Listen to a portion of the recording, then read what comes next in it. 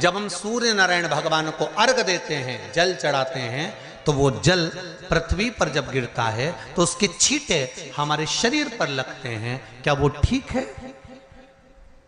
क्या वो श्रेष्ठ है? तो शिव महापुराण की कथा कहती है, जब हम सूर्य को अर्घ देते हैं, सूर्य को जल चढ़ाते हैं, वो पानी जब पृथ्वी पर गिरता है, उसके छींटे हमारे शरीर पर लगते हैं, तो वो श्रेष्ठता का भाव निर्मित करते हैं। वो गलत नहीं हो सकता। कारण अब वो भी समझ लीजिए, कितनी सुंदर बात है महाराज। सूर्य नारायण भगवान को जब जल चढ़ाया जाता है, हाथ सिर से 8 इंच की दूरी पर होना चाहिए। जम के बोलिए, सिर से कितना ऊंचा होना चाहिए? 8 इंच ऊपर अपना हाथ होना चाहिए मस्तक से सूर्य को जल चढ़ाते समय।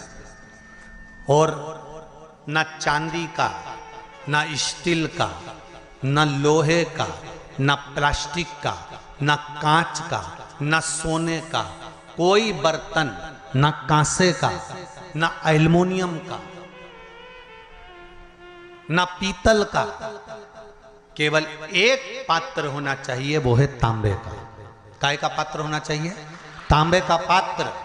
और सूर्य नारायण भगवान को जब 8 इंच ऊपर तुम्हारा हस्त है, और जब हम सूर्य को जल चढ़ा रहे हैं, कैसे जल चढ़ाना है वो भी समझ लीजिए। अगर कोई कैंसर का मरीज है, जिसके चेस्ट में कैंसर आ गया हो, लेफ्ट में, राइट में कहीं पर कैंसर आ गया हो, या कोई गठान आ गई हो, तो महाराज आप जल चढ़ाते समय उस जल की धार को सूर्य भगवान को जब चढ़ा रहे हो, तो धार आपकी गठान की ओर जाना चाहिए, जिससे सूर्य की किरण उस जल में से आपके उस स्थान पर पड़े, उस जगह पर पड़े जहां पर गठान है। महाराज आप लगातार जल तो चढ़ाना चालू करो, अच्छे अच्छे डॉक्टर फेल हो जाएंगे और कह देंगे गठन ठीक हो गई। आपका लीवर और किडनी गड़बड़ कर रहा है, आप प्रतिदिन, आपका स्वास्थ्य गड़बड़ रहता है, आप प्रतिदिन ये ज्योतिष शास्त्र के अंतर्गत, रत्न शास्त्र के अंतर्गत, ये रत्न शास्त्र, ज्योतिष शास्त्र, रंग शास्त्र जो हमारे यहाँ है, रंगों के हिसाब से ये जितने रत्न होते हैं, माणिक हुआ, मोती हुआ, नीलम हुआ, मूंगा हुआ, पुखराज हुआ, ये क्यों कहते हैं ये पीला है, ये सफेद है, ये नीला है, ये लाल है, इसको शरीर में क्यों पहनाते हैं? उसका कारण होता है कि जब शरीर में पहनते हैं, सूर्य की किरण उसमें पड़ती है, हमारे शरीर पर वो कलर का इफेक्ट पड़ता है, उस कलर को शरीर पर लगता है, और शरीर पर लगता है तो हमारा शरीर धीरे धीरे, हमारी जो इंद्रियां हैं वो सही होने लगती हैं, काम सही होने लगता है। तो आप कहते हो ना, सब मैं कौन सा नक पहनूं, मैं कौन सा मोती पहनूं, मैं कौन सा पुखराज पहनूं, मैं कौन सा नीलम पहनूं, वो ज्योतिष शास्त्र के अंतर्गत, रत्न शास्त्र के अंतर्गत जितने रत्न हम पहनते हैं, ये केवल उस किरण के लिए ही तो पहनते हैं कि जो सूर्य की किरण मिले, उस किरण का प्रभाव हमारे शरीर पर पड़े। तो इन सबसे अच्छा है कि सुबह शंकर भगवान का नाम लो, तांबा का लोटा में जल भरो, 8 इंच ऊपर सिर से हाथ होना चाहिए, और सूर्य नारायण भगवान का दर्शन साधारण नहीं, जो जल तुम चढ़ा रहे हो, वो जल की जो धार आ रही है, उसमें सूर्य का दर्शन होना चाहिए, तो कैंसर की बीमारी कभी नहीं हो सकती। लीवर, किडनी, हार्ट, आपके हार्ट में अगर तकलीफ है, डॉक्टर ने कह दिया कि इसमें नस चोक है, आपको कहीं ना कहीं छल्ला डलेगा, आपको कह दिया इसमें कुछ ना कुछ प्रॉब्लम आ रही है, आप सूर्य को अर्घ देना चालू कर दो, सूर्य को जल चढ़ाना चालू कर दीजिए। आप सूर्य को जल चढ़ाओ, वो जल की जो तरंग आ रही है, वो जल जो निकल कर जा रहा है, उसकी जो किरण आपके हृदय पर, आपकी छाती पर पड़ रही है, नाड़ियों में पड़ रही है, नसों में पड़ रही है, उसका बल देखो तो सही। 1 महीना लगातार चढ़ाओ, तो 15 दिन 20 दिन कर तो देखो। क्यों राम जी महाराज जल चढ़ाते थे? क्यों भगवान कृष्ण जल चढ़ाते थे सूर्य को? क्यों दशरथ जी महाराज जल चढ़ाते थे? क्यों कश्यप ऋषि जल चढ़ाते थे सूर्य को? सारे 33 कोटि देवता, सारे ऋषिवर, साधु, संत, सन्यासी, तपस्वी, साधक, उपासक, सब भगवान सूर्य को अर्घ दिया करते थे। क्यों देते थे? किस लिए?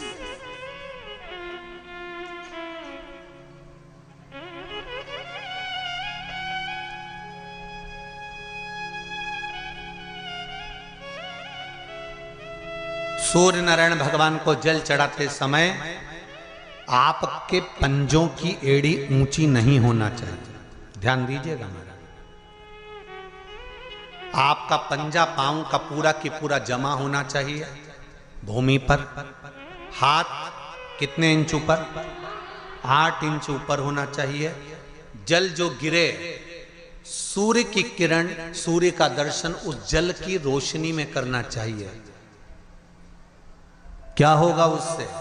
जिस बच्चे को आंख में चश्मा लगा हो, मोटे से मोटा चश्मा लगा हो, छूट नहीं रहा हो, तो थोड़े दिन उसको सूर्य का अर्घ चढ़वाना चालू कर दो और जल में से सूर्य का दर्शन कराना चालू कर दो। सूर्य का दर्शन जल में से 2 महीना 2.5 महीना बहुत है, आंख की रोशनी बढ़ जाएगी, चश्मा हट जाएगा। आप कर देखिए।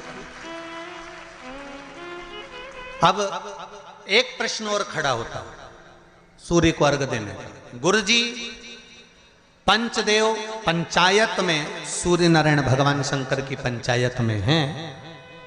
सूर्य नारायण को हम फ्लैट में रहते हैं, हम फ्लैट के अंदर रहते हैं, तो हम फ्लैट में रहते हैं, हमारे यहाँ अगर छज्जा नहीं है, हमारे यहाँ जगह नहीं है, तो हम सूर्य को अर्घ कैसे दें? तो महाराज खिड़की तो होगी, अगर घर में फ्लैट में पानी ढुलेगा और आप लोग नहीं समेट सकते तो एक बाल्टी रख लो, एक पात्र रख लो, पर सूर्य नारायण भगवान को अर्घ देकर रोशनी शरीर पर पड़ना चाहिए। जिंदगी में कभी कोई बड़ी बीमारी नहीं आ सकती। कितने लोग देते हैं सूर्य को अर्घ? जरा हाथ उठाओ। बहुत बढ़िया, बहुत जोरदार। पुरुष लोग भी देते हैं ना, चाहे बच्चे से बच्चा हो, बच्चों के हाथ में भी 1 लोटा पानी पकड़ाओ। घर में छोटे बच्चे हो ना, उनको तांबे का लोटा दो, पानी दो, जा बाहर खड़े हो जा, 1 लोटा पानी चढ़ा के। पहले दिन आप स्वयं बच्चे के साथ बाहर खड़ी हो, ओटले पर, घर के बाहर खड़ी हो, छत पे खड़ी हो या घर के बाहर खड़ी हो, और बच्चे से कह लो चढ़ाओ बेटा, देखो ऐसा हाथ 8 इंच ऊपर करिए, तांबे का लोटा लेकर पानी धीरे धीरे डोलना है। जैसे वो स्लो मोशन के सीन नहीं होते नाटक में, ये एकदम धीरे धीरे धीरे, बस नहीं तो मालूम पड़े छोरा छोरी एक साथ उंडेल के अंदर नहीं। जल चढ़ाते समय उस पानी में से सूर्य की किरण पड़ना चाहिए, सूर्य की किरण। एक बात और कहना चाहूंगा, अगर आप लोग स्वीकार करेंगे तो, अगर कहीं आपको लगता हो कि बच्चा पढ़ने में कमजोर है, विद्या में कमजोर है, रिजल्ट अच्छा नहीं आ रहा, पढ़ने में कमजोर है, वो पढ़े, अपनी जगह पढ़े, वो कार्य करे, अपनी जगह करे, मेहनत करे, अपनी जगह करे। बच्चों को कह दो कि कुछ समय के लिए सूर्य को अर्घ देना चालू कर। सूर्य की किरण जहां पर ब्राह्मण या हिंदू धर्म का व्यक्ति मस्तक पर तिलक लगाता है, भुकुटियों के बीच में उस सूर्य की किरण इस भुकुटी के बीच पड़ना चाहिए, परंतु पानी कम से कम ना करते हुए स्लो मोशन में धीरे धीरे गिरना चाहिए, एकदम धीरे धीरे। तो यहां एक रेखा सूर्य की किरण से पड़ती है। चंद्रदेव का लड़का था, देखो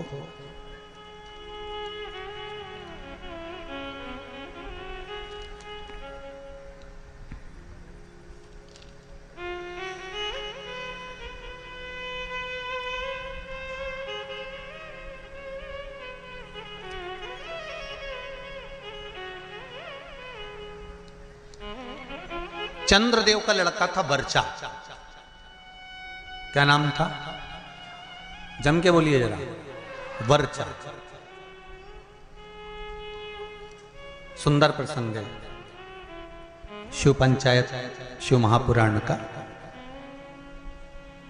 जब संसार के हित के लिए, संपूर्ण विश्व कल्याण के लिए ब्रह्मा जी ने 33 कोटि देवताओं को बुलाया, और बुलाकर ब्रह्मदेव ने कहा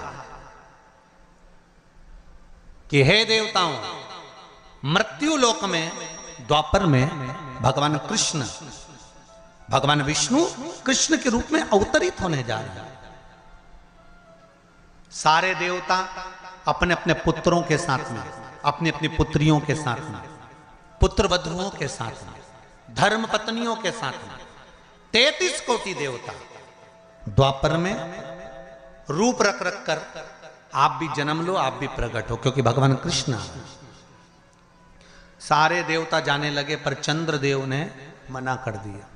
चंद्रदेव बोले कि मैं तो चले जाऊंगा, मना नहीं है, अगर आप कहते हो तो मैं चले जाऊंगा, मैं जाकर रूप रख लूंगा और भगवान कृष्ण की सेवा में लग जाऊंगा, पर मेरा बेटा वर्चा,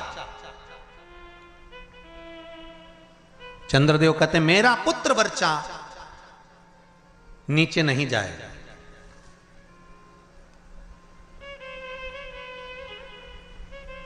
खूब समझाया देवताओं ने। देखिए, जब 33 कोटि देवता जा रहे हैं तो आप अपने पुत्र को क्यों नहीं भेजते?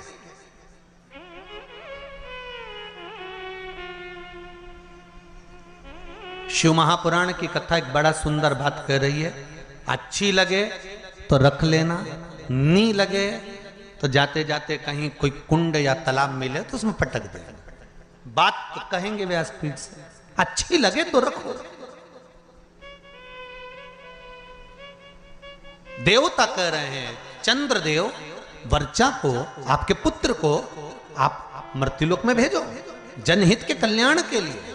जब राष्ट्र हित की बात आए, जनहित की बात आए, धर्म की बात आए, सनातनियों की बात आए, देव और धर्म की बात आए, तो हर माता पिता को चाहिए कि अपने घर के बच्चों को सबसे पहली सीख ये दी जाए कि धर्म का जब मामला हो, सनातनियों का जब मामला हो, जब राष्ट्र सेवा का मामला हो, तो सामने जाकर खड़े हो जाओ, आगे जाकर खड़े हो जाओ। यह हर एक बच्चे को सीख देना चाहिए।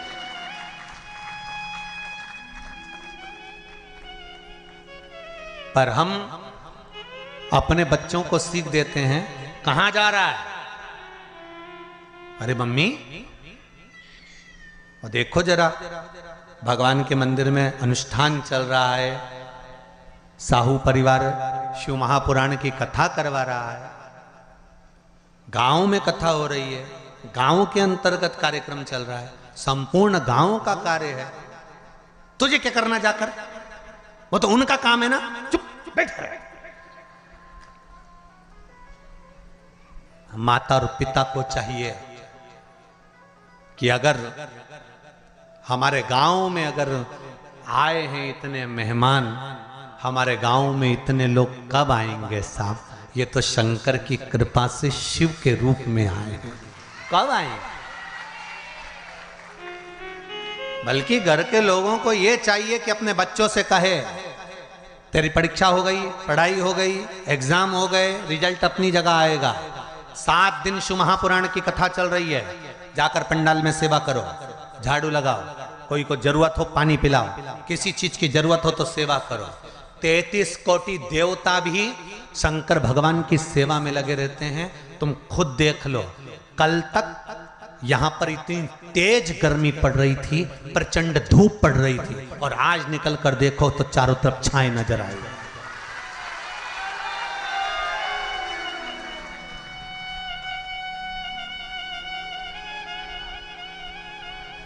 कार्यकर्ता कह रहे थे, गुरुजी इतनी गर्मी, इतनी गर्मी, इतनी गर्मी, इतनी गर्मी कि कपड़े तक पसीने में नहा रहे हैं।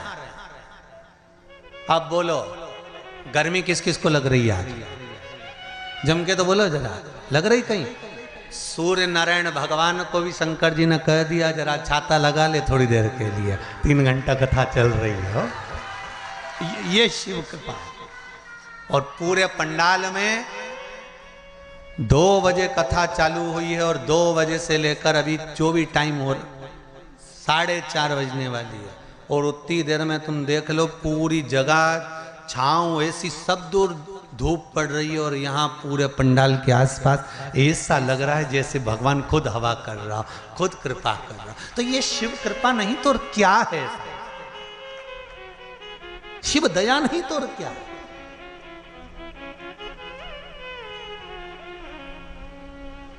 अरे तेरा ही दिया मैंने खाया पिया है, तेरा शुक्रिया है, तेरा शुक्रिया है।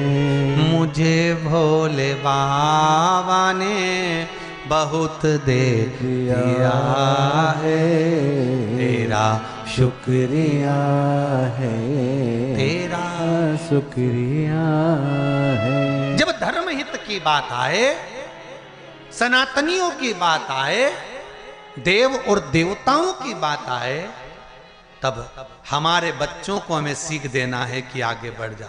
पर चंद्रदेव ने अपने पुत्र वर्चा को कहा यह नहीं जाएगा, द्वापर में मृत्यु लोक में भगवान नारायण के साथ में कार्य करने के लिए नहीं जाएगा।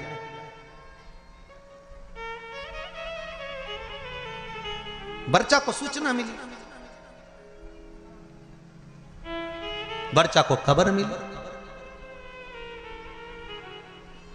कई लोगों के मन में एक प्रश्न आता है, भगवान कृष्ण पांडवों के साथ थे, बोलो तो थे ना? भगवान कृष्ण अगर पांडवों के साथ थे, भगवान कृष्ण को मालूम था अभिमन्यु चक्रव्यूह में फंस चुका है, भगवान कृष्ण चाहते सुदर्शन उठा के अभिमन्यु को बचा सकते थे।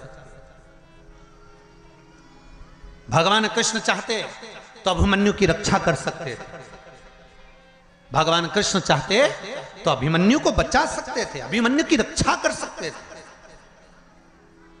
जब अर्जुन, नकुल, सहदेव, भीम, युधिष्ठिर, ये पांचों की रक्षा मेरे कृष्ण ने हर घड़ी, हर पल, हर क्षण करी, तो सुभद्रा का पुत्र है अभिमन्यु।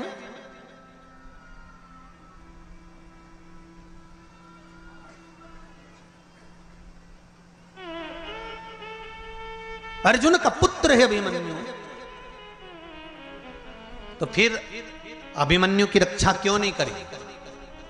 क्या भगवान कृष्ण को नहीं मालूम था कि ये मरने वाला है? क्या भगवान कृष्ण को नहीं ज्ञात था कि ये मरने वाला है? उसकी कथा है ये। चंद्रदेव ने कह दिया था मैं मेरे बेटे को नहीं भेजूंगा। वर्चा को मालूम पड़ा,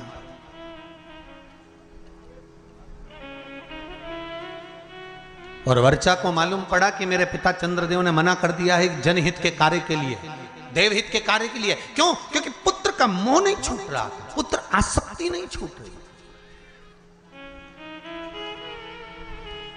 कई लोग आपसे पूछेंगे पूर्व समय में अभिमन्यु कौन था जिसकी रक्षा मेरे कृष्ण ने नहीं करी? पांडवों की रक्षा करी पर अभिमन्यु की रक्षा नहीं करी। लोग आपसे प्रश्न करेंगे, आपको उत्तर देना पड़ेगा। घर के छोटे बच्चे पूछेंगे मम्मी चक्रव्यूह में अभिमन्यु पड़ा था, महाभारत देखकर कहेंगे जब भगवान कृष्ण पांडवों के साथ थे तो अभिमन्यु की रक्षा क्यों नहीं करी? तो आपको बताना पड़ेगा कि अभिमन्यु पूर्व समय में चंद्र का पुत्र वर्चा था और इसकी रक्षा क्यों नहीं करी, वो भी कथा वर्णन कर रही है। यह शिव पंचायत, शिव महापुराण में चरित्र आता है हमारा। अभिमन्यु का पूर्व का नाम था वर्चा, चंद्र का पुत्र।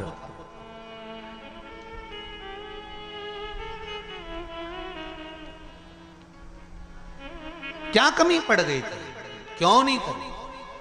वर्चा को मालूम पड़ा कि मेरे पिता ने मुझे मना कर दिया, मेरे पिता ने कह दिया कि मृत्युलोक में मेरा पुत्र वर्चा नहीं जाएगा, क्योंकि पुत्र आसक्ति, पुत्र मोह, पुत्र का स्नेह बड़ा प्रबल हो। पुत्र का मोही तो था जो धतराष्ट्र का पूरा वंश डूब गया। अगर पुत्र मोह में धतराष्ट्र नहीं पड़ता ना तो बच जाता पूरा परिवार, पूरा परिवार बच जाता। पर माताओं और भाई जितने लोग कथा सुन रहे हैं, आपसे निवेदन है इतना पुत्र मोह मत पालना कि तुम्हारी औलाद ही तुमको नष्ट कर दे, तुम्हें बर्बाद कर दे। ऐसा पुत्र मोह मत पालो।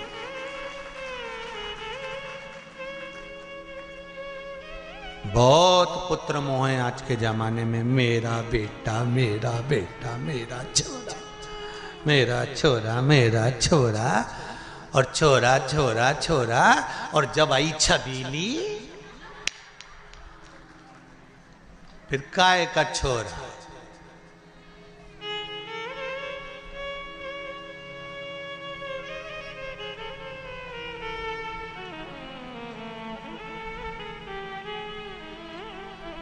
फिर तो छोरा छबीली के नेन पे चले। छबीली एक बार घूर के देख लेनी,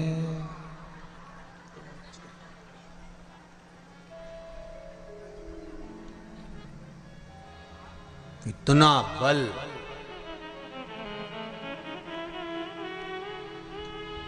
इतनी बार घर से निकलता था, कभी मम्मी से कहकर नहीं जाता था कि मैं यहाँ जा रहा हूं।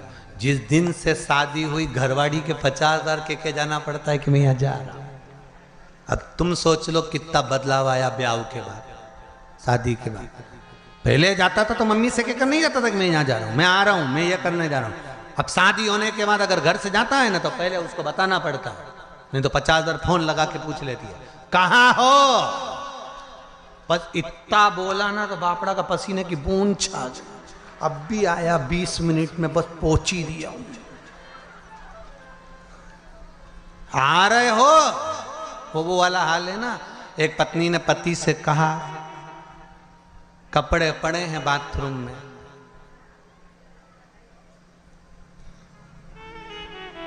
धो देना नहीं तो मैं धो दूंगी। अब समझदार पति था, समझ गया अगर कपड़े नहीं धोए तो ये अपने को, मतलब एक ही लाइन बोली उसने जगदम्बा ने, बाथरूम में कपड़े पड़े हैं धो देना नहीं तो मैं धो दूंगी। अब उतने में समझदार पति समझ गया कि अपन को धोना जरूरी है, नहीं तो ये अपने को धो देगा। तो बेचारा नहाया बाद में, पहले वाने कपड़े ही धोया क्योंकि उसको मालूम था नहीं तो अपने धो देगी दारू। तो ये निवेदन है आप सबसे। बच्चों को वर्चा ने कहा अपने पिता चंद्र से कि आप पुत्र मोह में पड़े हो, पुत्र मोह की आसक्ति है आप।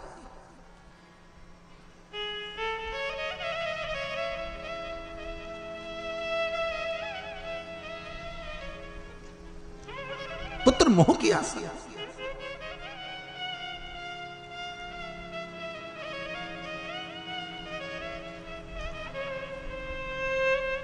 बेटा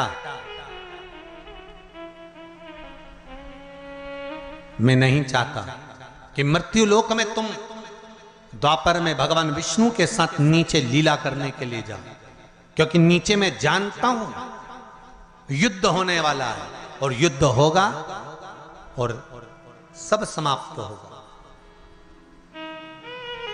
वर्चा ने कहा चंद्रदेव से, पिताजी 2 क्षण भी अगर भगवान का साथ मिलता है ना तो उससे बढ़कर कोई कृपा नहीं हो सकती। जब रावण मरा था तो मंदोदरी सिर पटक पटक कर रो रही थी, रावण की धर्म पत्नी मंदोदरी।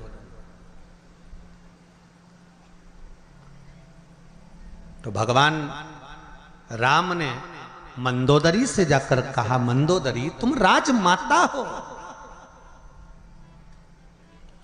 मंदोदरी तुम लंका की राजमाता हो, तुम रानी हो लंका की, पति के लिए वियोग कर रही हो, पति के लिए रो रही हो।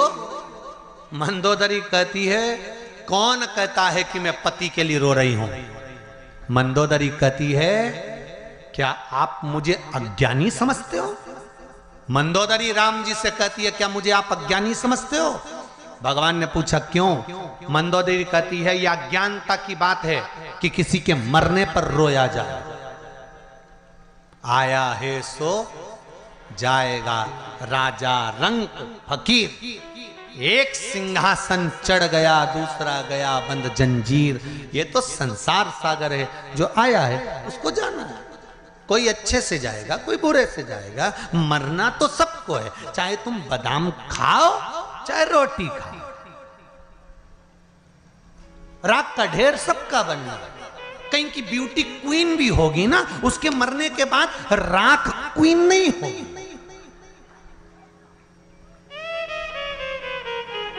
कहीं का बोल्ड भी होगा ना, बॉडी शॉडी बनाकर रखा होगा, खूब डल्ले सल्ले बनाकर रखा होगा, खूब जोरदार बॉडी शॉडी बनाकर रखा होगा, खूब जोरदार उसने शरीर बनाकर रखा होगा, तो मरेगा तो भी राख का ढेर होगा। वो राख के ढेर में बॉडी नजर नहीं आएगी। और 4 घंटे तुम अगर मेकअप भी करोगे ना, तो मरने के बाद में मेकअप ढेर में नहीं दिखाएगा। तो बादाम खाओगे तो भी मरोगे, नहीं खाओगे तो भी मरोगे, रोटी खाओगे तो भी मरोगे, नहीं खाओगे तो भी मरोगे। तो ये अंदाजे में मत रहना कि मृत्यु तुम्हारा चेहरा देखकर तुम्हें 2-4-8 दिन और ज्यादा दे देगी। यमराज से किसी की रिश्तेदारी थोड़ी ना कि तुम जोरदार, बहुत जोरदार श्रृंगार मिंगार करके रहो, 2 घंटा तक पेंसिल लाइन खींचो, डब्बा भरो, फिर खजूर वाली चोटी करो, न जोरदार तैयार मैयार होके रहो। तो तुम सोचो कि यमराज आएगा तो मैं तो उससे कह दूंगी न बाजू वाली के ले जा, न मेरे को छोड़ जाओ। तो यमराज कहीं तुम्हारा काका जी लगे तो छोड़ जाएगा। इस अंदाजे में मत रहना रही हो छत्तीसगढ़ वाली। सुन लो ओ बमलेश्वरियों देवियों, अच्छे से सुन लेना, इस अंदाजे में मत रहना। तो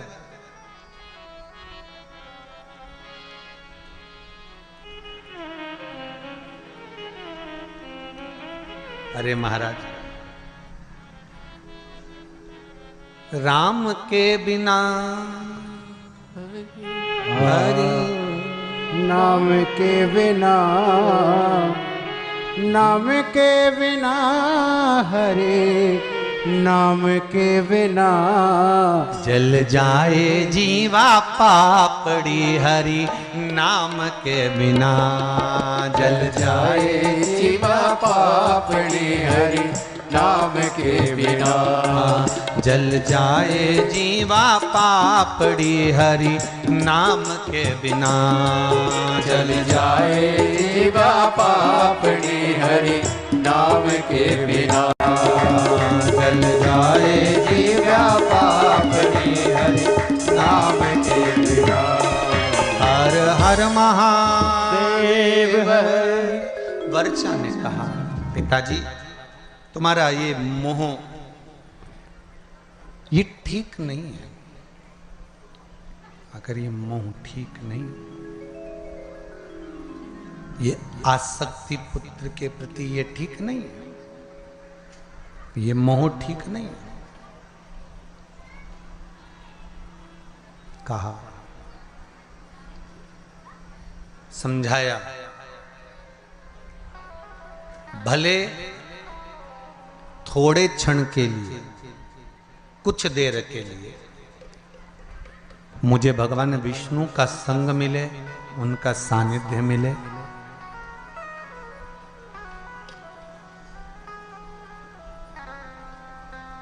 पर मिला तो सही ना।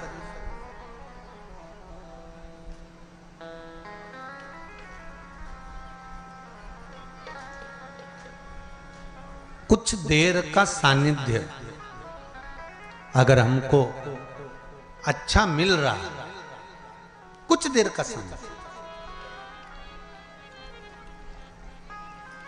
तो पहले भगवान को धन्यवाद देना कि हमको अच्छे लोगों का संग सानिध्य मिल रहा है।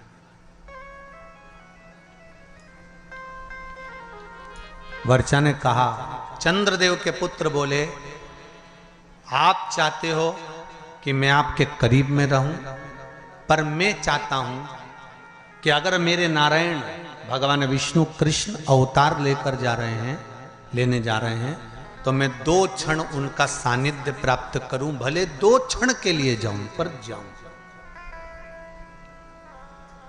अपने नजदीक में अगर शिव महापुराण की कथा हो, कहीं आसपास क्षेत्र में कहीं कथा हो, सत्संग हो, तो प्रयास करना कि भले थोड़ा समय जाऊं पर जाऊं, शिव की आराधना कर कर आऊं, शंकर की उस धरा को चरण छू कर आऊं जहां का कंकर शंकर है, उसको छू, भले 2 क्षण पर जाऊं, वहां पहुंचूं।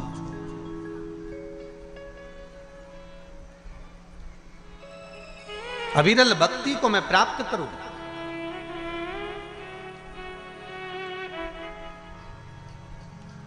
शिव आराधना में मैं डूबूं।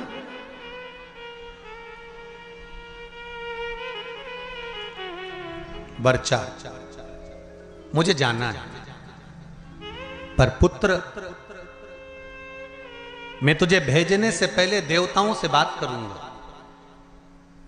चंद्रदेव ने बुलाया भगवान ब्रह्मा को और ब्रह्मदेव से कहा, प्रभु मेरी एक बात को स्वीकार करेंगे? बोलिए क्या बात? मैं अपने पुत्र वर्चा को भेजने को तैयार हूं, पर चाहता हूं कि ज्यादा समय मेरा पुत्र मृत्यु लोक में ना रहे, तुरंत मेरे पास वापिस लौट कर आ जाए।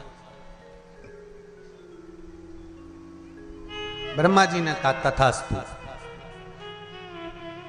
जब भगवान विष्णु का कृष्ण अवतार होने वाला था तब ब्रह्मदेव ने हाथ जोड़कर भगवान विष्णु से, कृष्ण से कहा था, हे कन्हैया कृपा करना, आप अर्जुन को, नकुल को, सहदेव को, भीम को, युधिष्ठिर को और भी जितने जितने हैं इनको बचा लेना, पर चंद्र का पुत्र वर्चा जो अभिमन्यु बनकर जन्म लेगा इसको मत बचाना, क्योंकि इसके प्राण छूटेंगे, ये तुरंत अपने पिता के पास चले जाए। कई लोगों ने प्रश्न खड़े करे, भगवान कृष्ण सबको बचा सकते थे तो इनको क्यों? एक प्रश्न और आता है, कई लोग प्रश्न खड़े करते हैं कि केदारनाथ जी में त्रासदी मची थी, ने इतने मर गए थे, भगवान अगर थे तो भगवान ने क्यों नहीं बचाया? तुम्हारा जब जन्म होता है ऊपर लिखा पड़ी होती है कितने समय के लिए जाना चाहते हो, सील ठप्पे ऊपर से लगे होते हैं, नीचे नहीं। जब अभिमन्यु जन्म ले रहा है तो वर्चा स्वयं चंद्रदेव करेंगे, मेरा पुत्र मुझे शीघ्र चाहिए।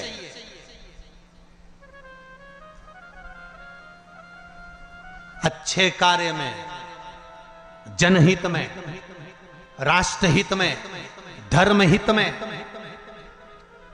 जगहित में, नेक कर्म करते हुए, अच्छा कर्म करते हुए अगर आपके प्राण चले जाएं तो समझ लेना कि आपको भगवान ने थोड़े समय के लिए सील ठप्पे लगाकर ही भेजा था कि संसार में जाकर आपको ये अच्छा कार्य करना है, ये अच्छा करना है आपके माध्यम से।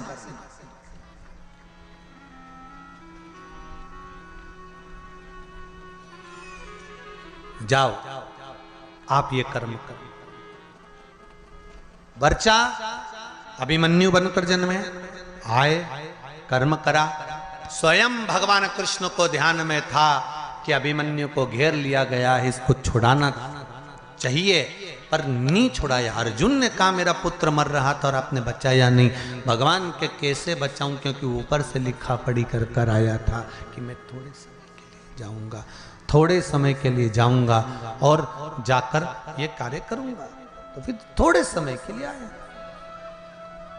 लिखा है, जो समय लिखा है वो लिखा है। महाराज, जैसे शिव महापुराण की कथा में देवराज की कथा आती है कि देवराज आया, शिव के मंदिर तक गया, अंत में प्राणों को त्यागे और शिव धाम में चले गया। चंचुला देवी का प्रसंग आता है जो बिंदुक प्रेत योनि में पड़ जाता है और चंचुला देवी शिव का स्मरण करती है। काशी में नंदन वन में घूमती घूमती प्राणों को त्याग देती है और कैलाश धाम मिल जाता है।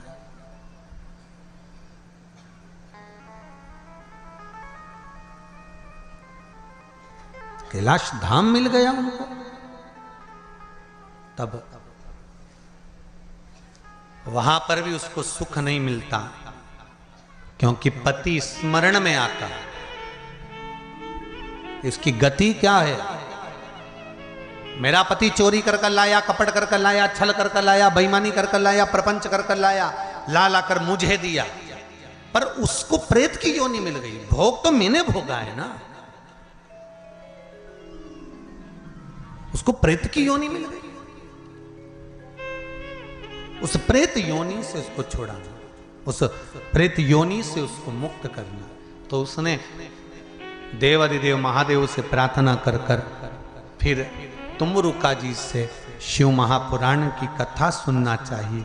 शंकर और पार्वती ईश्वर जी और गोरा जी बनकर पधारे। हमारे बीच में ईश्वर जी और गोरा जी आ रहे हैं। जोरदार ताली बजाकर स्वागत करें शंकर और पार्वती का। ईश्वर जी गोरा जी बनकर, गणा और गौर बनकर पधार रहे हैं। बोल काशी विश्वनाथ भगवान की जय। ईश्वर जी और गोरा जी पधारे हैं। जोरदार ताली बजाएं भगवान शंकर और पार्वती का, जो सुंदर आनंद के साथ में शिव पार्वती कथा को श्रवण करने के लिए जा रहे। गणा और गौर बनकर कथा सुनाने वाले कोई दूसरे नहीं, कथा सुना रहे हैं श्री तुमरुका जी। एक निवेदन, तुमरुका कोई साधारण नहीं है, भगवान शंकर के प्रबल गण हैं, उपासक हैं, भक्ति में शिव की डूबने वाले, शंकर की आराधना में डूबने वाले तुमरुका जी। और फिर निवेदन करूंगा, कई पत्र हैं आप लोगों के जिसमें आप लोगों ने लिखा है कि बाबा ने कितनी कृपा करी है। पत्र तो बहुत सारे पढ़ नहीं पाते, पर निवेदन, जिस नारी का गर्व ना ठेरता हो, कई वर्ष हो गए हो, सफेद आंकड़े की जड़ लेकर शंकर भगवान पर से 21 बार घुमाकर तुमरुका जी का नाम लेकर उसको कमर में रजस्वला धर्म के 7वें दिन मंदिर में ही उसको कमर में बांध लेना चाहिए। ब्रह्मांड के कल्याण के लिए करते, खुद के लिए शिवजी ने कोई लीला नहीं करी। महाराज भगवान शंकर ने खुद के लिए कोई लीला नहीं करी। मेरे राघव जी ने जो लीला करी अपने पिता के वचन को निभाने के लिए करी। मेरे भगवान कृष्ण ने जी लीला करी, वो अपने माता पिता के अनुकूल करी है। पर मेरे शंकर, मेरे नारायण जो लीला करते हैं, वो लीला का क्रम देवताओं के हित के लिए भी होता है। पर मेरे भगवान देवाधिदेव महादेव जितनी लीला को करे हैं, मेरे शंकर भगवान ने जो जो धारण करा, जो जो लीला करी, चाहे माता सती को भस्म करवाया हो, चाहे पार्वती के साथ में मंगल विवाह हुआ हो, चाहे गणेश जी महाराज का प्रागट्य हुआ हो, चाहे कार्तिकेय बाबा का प्रागट्य हुआ हो, चाहे जया विषहरा शामली बारी दौतली या अशोक सुंदरी का प्रागट्य हुआ हो, चाहे शिव की जितनी लीलाओं का क्रम आता है, ये शंकर भगवान ने स्वयं के लिए नहीं, शंकर भगवान ने संपूर्ण जनमानस के कल्याण के लिए, अर्थात जनमानस को प्रेरणा देने के लिए करी।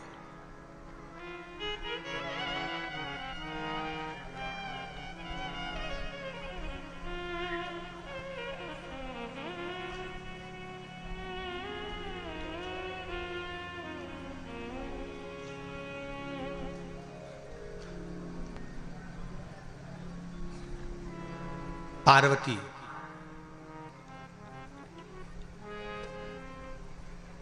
नर्मदा, मां गंगा, क्षिप्रा, सरयू, मंदाकिनी, गोदावरी, कृष्णा, भारत की भूमि की जितनी पवित्र नदियां हैं, भारत की भूमि की जितनी पवित्र नदियों का उद्गम है, भारत की धरा पर जितनी पवित्र नदियां प्रकट हुई हैं, यह कोई संसार सागर में मृत्यु लोक में ऐसे ही प्रकट नहीं हो गई।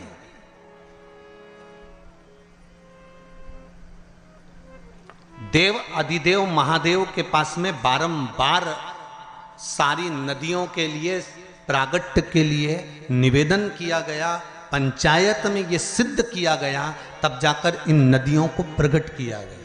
और एक बात अपने जीवन में उतार कर रखना, जितनी पवित्र नदियों में आप स्नान के लिए जाओ, जितनी पवित्र नदियों में आप स्नान करने के लिए जाओ, आपसे करबद्ध हाथ जोड़कर निवेदन है कि उन नदियों की पवित्रता पर कभी दाग लगाकर मत आना।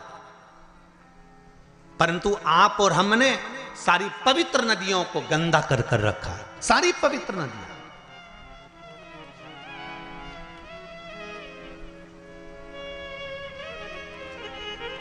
मैं कहूंगा यमुना के घाट पर बसा है दिल्ली। दिल्ली कहां पर बसा हुआ है? यमुना के घाट पर बसा हुआ है। आगरा यमुना के घाट पर बसा हुआ है। मथुरा और वृंदावन यमुना के घाट पर बसा हुआ है। बड़े बड़े तीर्थ मां नर्मदा के घाट पर बसे हुए हैं। बड़े बड़े तीर्थ मां गंगा के घाट पर बसे हुए हैं। बड़े बड़े तीर्थ मां कृष्णा के घाट पर बसे हुए, गोदावरी के घाट पर बसे हुए हैं। ये पवित्र पवित्र नदियां जिनको देवता स्वयं अपने लोक से लेकर मृत्यु लोक में आए हैं। एक भी नदी इस भूमंडल पर नहीं थी, परंतु कहीं शंकर भगवान ने कहा, कहीं देवी ने कहा, कहीं सूर्य ने कहा, कहीं किसी ने कहा, सबने कहीं ना कहीं इनकी आराधना करिए और इनको मृत्यु लोक पर लाने के लिए अथक प्रयास करा, अथक प्रयास। अगर आप शिव पंचायत की कथा को सुन रहे हो तो अपने जीवन में एक बात उतार कर रखना कि शिव पंचायत में एक एक नदियों के उद्गम की कथा का वर्णन है महाराज। और सारे देवताओं ने घोर तप कर कर, घोर घोर तप कर कर इन नदियों को पृथ्वी पर लेकर आए, भूमंडल पर लेकर आए। और नदियां जब भूमंडल पर आ गई, जरा विचार करिए, हजारों हजार वर्ष तक ऋषियों ने, संतों ने, साधुओं ने, देवताओं ने तप साधना करी, तब ये नदियां पृथ्वी पर आईं। और पृथ्वी पर आने के बाद ये नदियां इतनी पवित्र रही। और आज उन संतों लोग तो इन नदियों को लेकर आ गए और हम क्या कर रहे हैं? इन नदियों को ओझल करते जा रहे हैं, इन नदियों को छुपाते जा रहे हैं, इन नदियों पे मकान बनाते जा रहे हैं। कहीं गंदा पानी, कहीं नालों का पानी, कहीं गंदगी, सब इन पवित्र नदियों में भेजते जा रहे हैं। और विचार कर रहे हैं कि यमुना मैया हमें तार देगी, विचार कर रहे हैं गंगा मैया हमें तार देगी, विचार कर रहे हैं नर्मदा मैया हमें तार देगी, क्षिप्रा मैया तार देगी। तो कैसे तारेगी?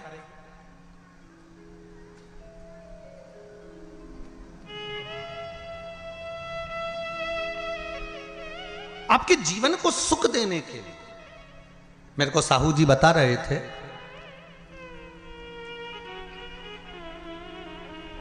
श्री दिनेश जी कह रहे थे कल गाड़ी में, कहे गुरुजी हमारे क्षेत्र के प्रशासन को हमने सूचना दी है कार्यक्रम की, तो प्रशासन के द्वारा गुरुदेव हमने जब कहा कि छोटे छोटे तालाबों में और नहर में पानी रहेगा तो जितने सारे भगत या कथा सुनने के लिए आ रहे हैं उनको नहाने में या आदि कादि कोई कार्य में तकलीफ नहीं होगी। तो प्रशासन ने बात मानकर नहरें चालू कर दी और नहरों से पानी भर दिया तालाबों में। मैं धन्यवाद दूंगा यहाँ के प्रशासन को।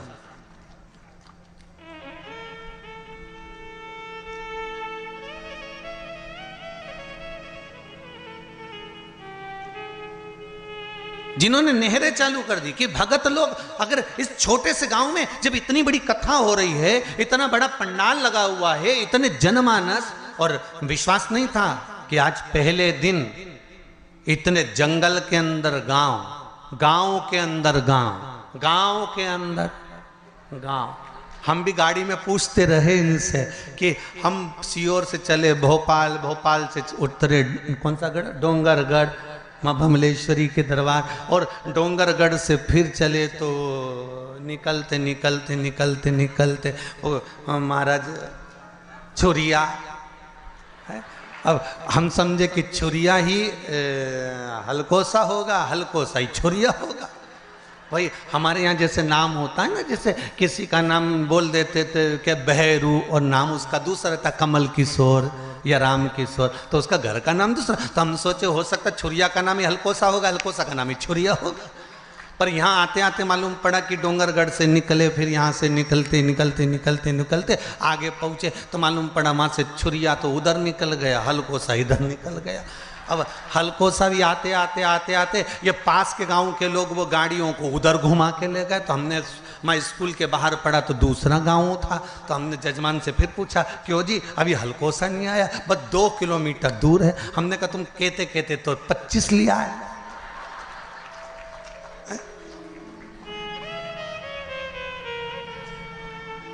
पर साहू जी बहुत बहुत आनंद का विषय यह है कि इस हलकोसा गांव में जिसने छत्तीसगढ़ वालों ने कथा नहीं सुनी वो बाद में पछताएगा, ये पक्का है।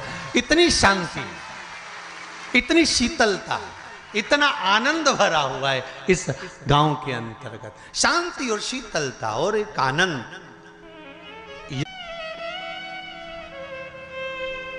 वो सुख है।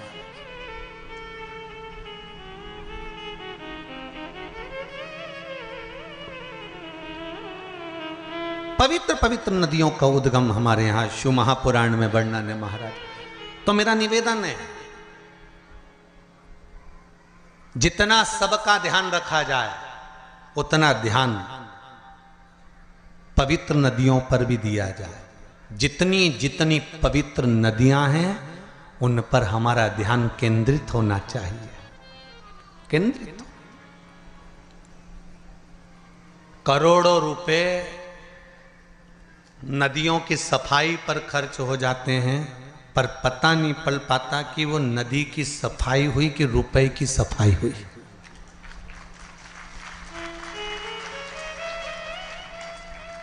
पवित्र नदियां,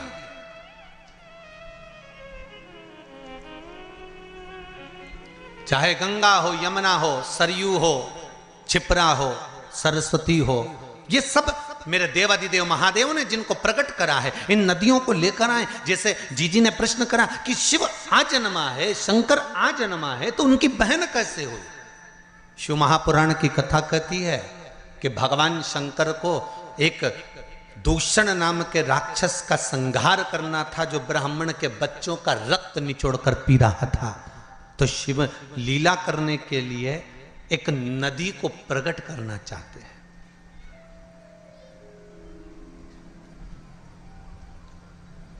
देवताओं के हित के लिए शंकर गंगा को प्रकट करना चाहते हैं। वेद व्यास जी के ज्ञान की वृद्धि करने के लिए शंकर भगवान सरस्वती को प्रकट करना चाहते हैं। संसार में बहुत गरीब से गरीब भी लोग रहेंगे जो अपने घर में शंकर की मूर्ति अगर रखेंगे तो उनके पास यज्ञ करने का पैसा भी नहीं होगा, हवन करने का धन भी नहीं होगा। इसलिए शंकर भगवान नर्मदा जी को प्रकट कर दिया। कौन सी नदी प्रकट करी? नर्मदा। तो पूछा नर्मदा नदी को प्रकट करने का कारण क्या था? शंकर भगवान से पंचायत में बैठे हुए देवताओं ने, भगवान विष्णु ने, भगवान सूर्य ने, माता जगत जननी दुर्गा भवानी ने, श्री गणेश जी महाराज ने, सबने प्रश्न करा कि भोलेनाथ आपने नर्मदा को क्यों प्रकट करा? तो शंकर भगवान कहते हैं नर्मदा को प्रकट करने का केवल एक कारण है कि नर्मदा का जो कंकर निकलेगा वो शंकर होगा। इसको ना यज्ञ की जरूरत है ना अनुष्ठान की जरूरत है, जिसने ले जाकर बिठा दिया वो वहीं सिद्ध हो जाएगा, वो वहीं सिद्ध हो गया। उसको प्राण प्रतिष्ठा की भी जरूरत नहीं है, वो तो जहां रखा वह सिद्ध है।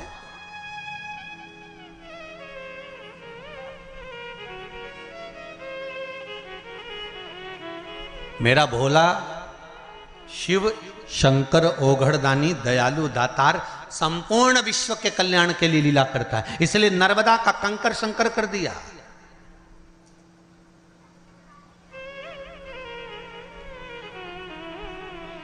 और शिव कृपा, शिव दया, शिव करुणा किसको कहते हैं? कि जहां शंकर की कथा होती है, शंकर का स्मरण होता है, शंकर का भजन होता है, वह भूमि भी, कंकर भी शंकर हो जाता है। और कुछ दिन के लिए, 7 दिन के लिए तो हलकोसा की यह पावन धरा भी, कंकर भी शंकर। एक कंकर शंकर का भी पत्र अच्छा आया, देखिए।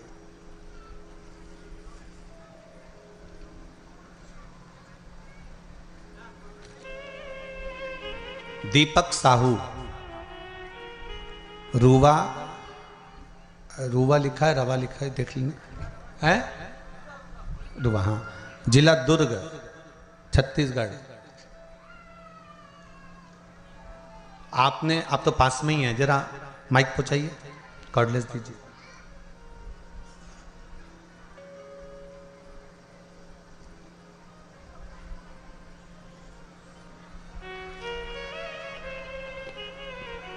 आपने पत्र में लिखा है,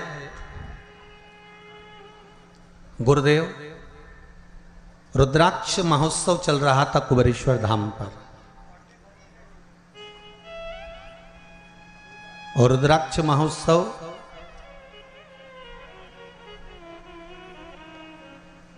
जब कुबेरेश्वर धाम पर चल रहा था, तब हम लोगों ने टिकट करवा रखे थे। 10 लोगों के सबके टिकट हुए और सबने टिकट करवाए। गुरुदेव, सबके टिकट कैंसिल भी हो गए क्योंकि आपने व्यासपीठ से सबको आने के लिए मना कर दिया था। सही है? श्री शिवाय नमस्तुभ्यं। श्री शिवाय नमस्तुभ्यं गुरुजी। कहाँ से हैं बाबू आप? ग्राम रुदा, जिला दुर्ग। कहाँ है ये? दुर्ग के पास, दुर्ग से 30। दुर्ग छत्तीसगढ़ से। जी जी, क्या कृपा करी बाबा ने?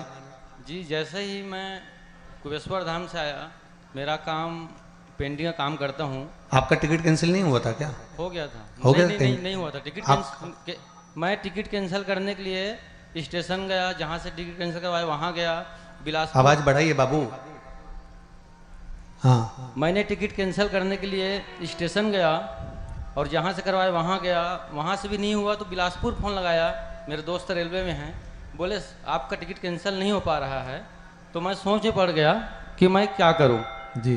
तो फिर मेरा तो ध्यान कुबेश्वर धाम पे था, तो फिर मैं बिना सोचे ही अकेले निकल पड़ा। और जैसे ही मैं वहाँ गया, अच्छा दर्शन हुआ, जगह भी सामने मिल गया मेरे को। उसके बाद जैसे ही वहाँ से आया, दूसरे दिन से रोज़ फ़ोन आता है कि यहाँ काम है, वहाँ काम है। मैं बता नहीं सकता बाबा जी, ऐसा लगता है कि मैं कुबेश्वर धाम पी रहा हूँ। जय हो, जय हो। आपने एक लाइन बड़ी सुंदर लिखी है। मैं एक बात सबको बोलना चाहता हूं कि एक बार कुबेरेश्वर धाम जरूर जाएं। ये आपने लिखा है पत्र में, मतलब कुबेरेश्वर बाबा ने आपको दिया ना, बस। श्री शिवाय नमस्तुभ्यं। बैठिए, बहुत बहुत साधुवाद। शिव कृपा ही ऐसी है। अब जहां जैसे लिखा है इन्होंने, दीपक जी साहू ने, कि गुरुदेव सबके टिकट कैंसिल हो गए, मेरा नहीं हुआ। मतलब कहीं ना कहीं बाबा को बुलाना था। अब आपने बिलासपुर तक विचार कर लिया टिकट कैंसिल करने के लिए, सारा दम लगा लिया, पर शिव को नहीं कराना था। शंकर ने बुलाया और आप चले भी गए, पहुंच भी गए, और बाबा ने कृपा करी, और ऐसी कृपा करी कि 10 जगह से काम के लिए फोन आना चालू हो गया और बाबा ने आपको काम दे भी दिया। ये शिव की कृपा। आप विश्वास रखकर अगर कथा को श्रवण कर रहे हैं, विश्वास रखकर कथा स्मरण कर रहे हैं, मैं फिर निवेदन करूंगा, भले आस्था चैनल पर कथा सुन रहे हो, चाहे मोबाइल पर कथा सुन रहे हो, चाहे फेसबुक यूट्यूब पर कथा सुन रहे हो, चाहे पंडाल में बैठकर कथा सुन रहे हो, आपकी चित्त वृत्ति, मन विश्वास के साथ अगर कथा सुन रहा है तो ये मानकर चलना कि 3 महीने में बाबा कुंवर भंडारी आपके भंडार भर ही देगा, ये पक्का। अब उससे प्रार्थना तो करो, अब दया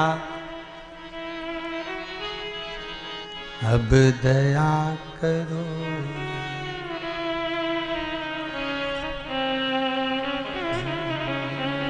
ये शरीर पंच तत्व से निर्मित ये ब्रह्मांड और शिव पंचायत के वो 5 देव इस पंच तत्व के मूल स्वरूप हैं। पंच तत्व में जल की मात्रा ज्यादा है, इसलिए उसका जो मूल है वो श्री गणेश जी महाराज। दूसरे नंबर पर हैं पंच तत्व में वायु, और वायु के अगर कोई देव मूल रूप से माने गए हैं तो वो भगवान विष्णु है। शरीर में वायु का एक मूल स्थान होता है।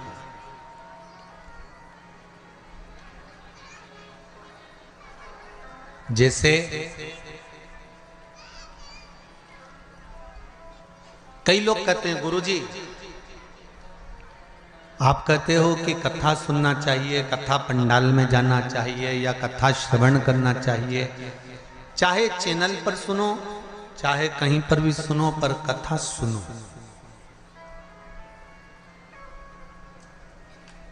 भाई एक बच्चे ने प्रश्न किया था कि आप कहते हो कि भगवान सब जगह पर है, तो फिर हमारी मम्मी तुम्हारी कथा में क्यों जाती है? जब भगवान सब जगह पर है तो हमारी मम्मी को कथा में जाने की जरूरत क्या है? हमने भी वही कहना चाहते हैं। हवा सब दूर है, बोलो सही है कि गलत है? बोलते जाओ जरा जम के, सही है। हवा सब जगह पर, और गाड़ी के पहिया पंचर हो गया हो, उसकी हवा निकल गई हो, और तुम किसी से जाकर कहो कि तुम पहुंच गए छुरिया में और वहां जाकर तुमने कहा कि साहब हमारी गाड़ी के पहिए की हवा निकल गई है, और कोई तुमसे कहे हवा तो सभी जगह पर है, हवा की कोई कमी नहीं। अभी हम छुरिया तो नहीं गए पर जाएंगे जरूर एक बार, नाम इतना जोरदार है तो घूमने में क्या दिक्कत है? तो कोई तुमसे कहे कि सब हवा निकल गई है पहिए की, और हवा तो वो कोई तुमसे कहे ज्ञान की बात है, हवा तो सभी जगह है। तो सब जगह है तो पहिए की हवा सभी जगह है, सभी जगह। ठीक, अब तुमने सोचा ये तो पागल है, इसके क्या मुंह लगना।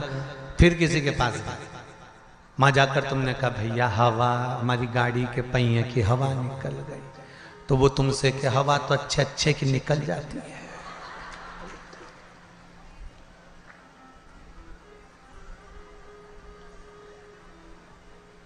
फिर तुमने कहा हवा कहाँ मिलेगी? हवा ही तो है, कहाँ नहीं मिलेगी?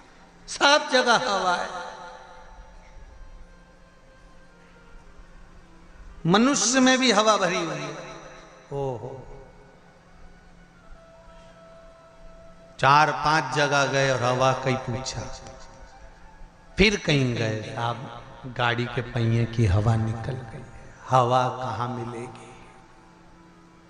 तो काफिर ही है, सब जगह है।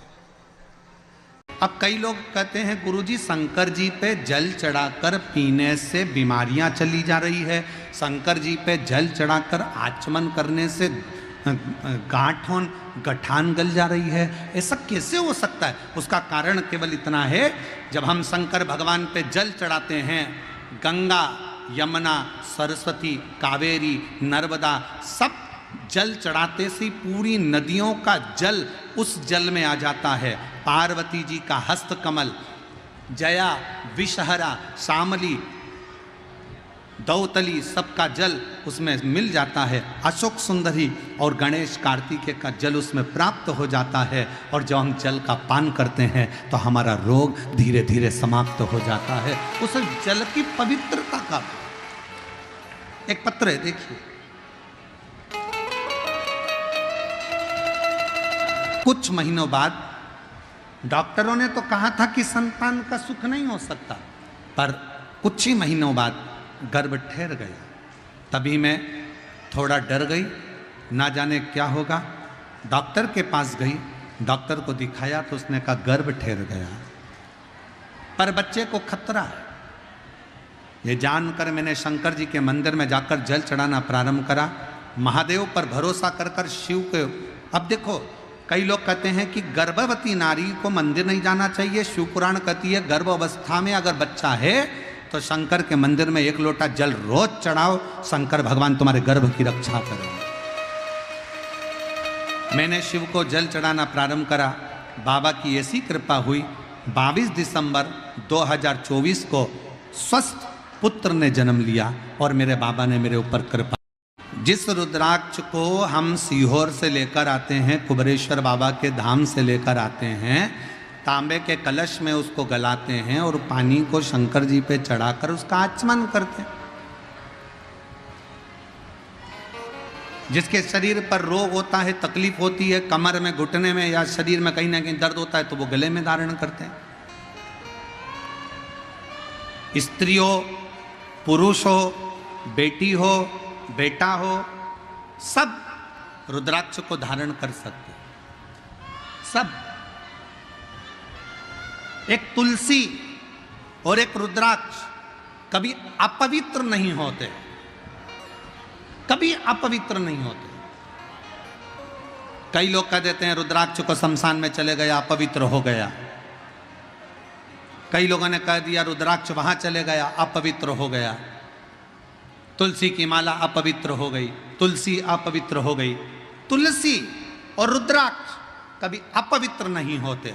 तुलसी और रुद्राक्ष तो जो अपवित्र है उसको भी छू ले तो पवित्र कर देते हैं, उसको भी पवित्र कर देते हैं।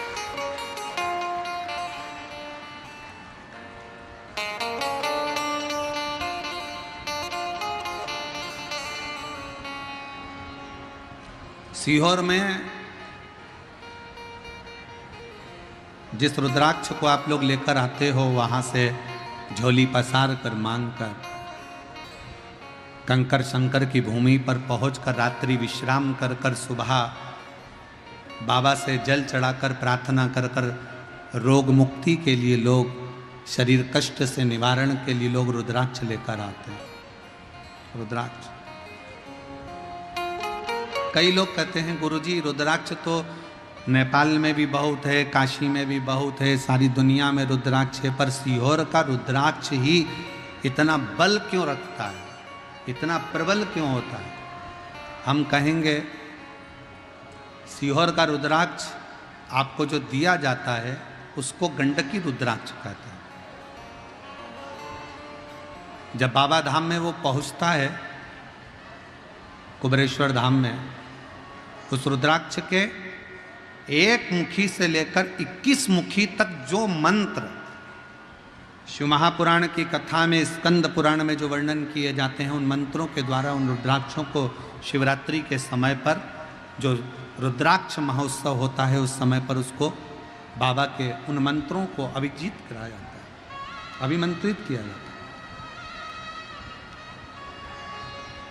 और फिर उन रुद्राक्ष को कहीं अभिमंत्रित करने की जरूरत नहीं पड़ती, सीधे आपने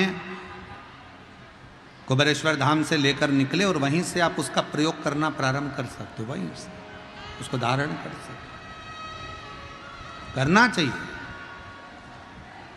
2 बार भगवान ने नेत्र बंद करे, 1 बार बंद करे भगवान ने नेत्र तो रुद्राक्ष उत्पन्न हुआ, दूसरी बार भगवान ने नेत्र बंद करे तो अंधकासुर उत्पन्न हुआ। अंधकासुर जैसे ही जन्मा, अंधकासुर जैसे ही पैदा हुआ, अंधकासुर को गोदी में लिया और अंधकासुर को गोदी में लेकर माँ पार्वती जी ने उसको गोदी में लेकर कहा कि ये मेरा पुत्र है, ये मेरा पुत्र है। और शंभु शरणे पड़ी मांगू घड़ी रे, दुख का दया करीन दर्शन ओ शंभु शर मांगू घड़ी रे, दुख का दया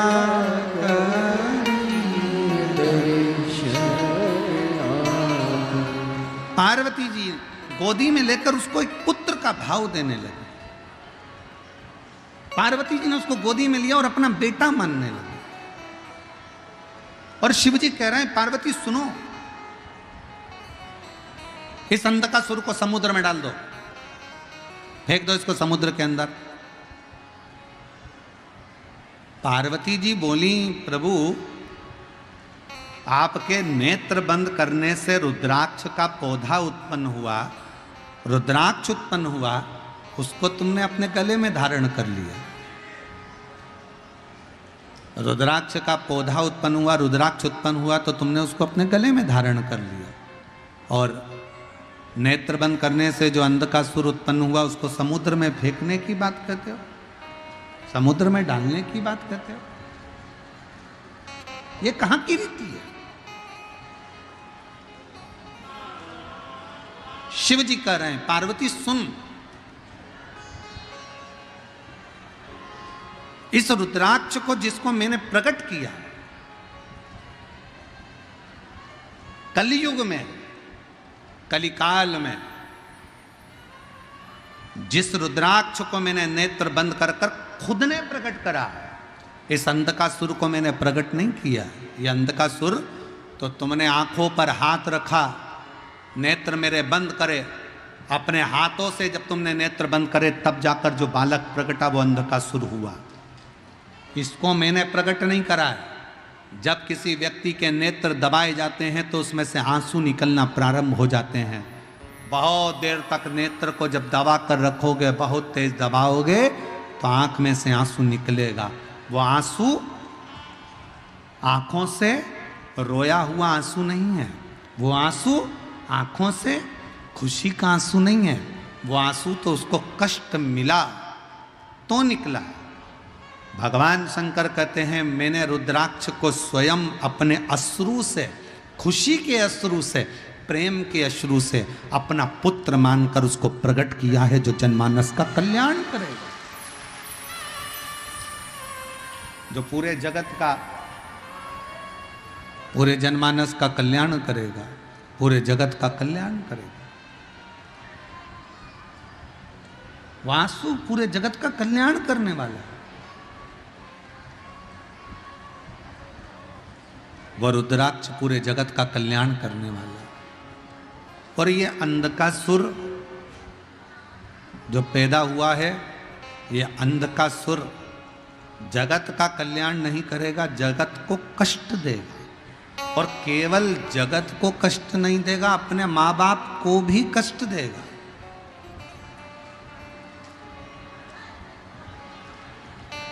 और सुनिए कथा, बिहार की जितनी मेरी जीजियां बैठी हैं और जितने मेरे जीजा बैठे हैं और जितनी मेरी बेटियां बैठी हैं, जितने मेरे भाई बैठे हैं, जितने मेरे पिता, जितनी मेरी माताएं बैठी है, भगवान शंकर से अगर औलाद मांगना, भगवान शंकर से अगर बच्चा मांगना, भगवान शंकर से अगर पुत्र मांगना, तो शंकर जी को पहला शब्द कहना, बाबा हमको औलाद ऐसी देना जो हमारे बुढ़ापे में हमारी सेवा कर ले, ऐसी मत देना कि हमें वृद्धाश्रम में ले जाकर छोड़ दे।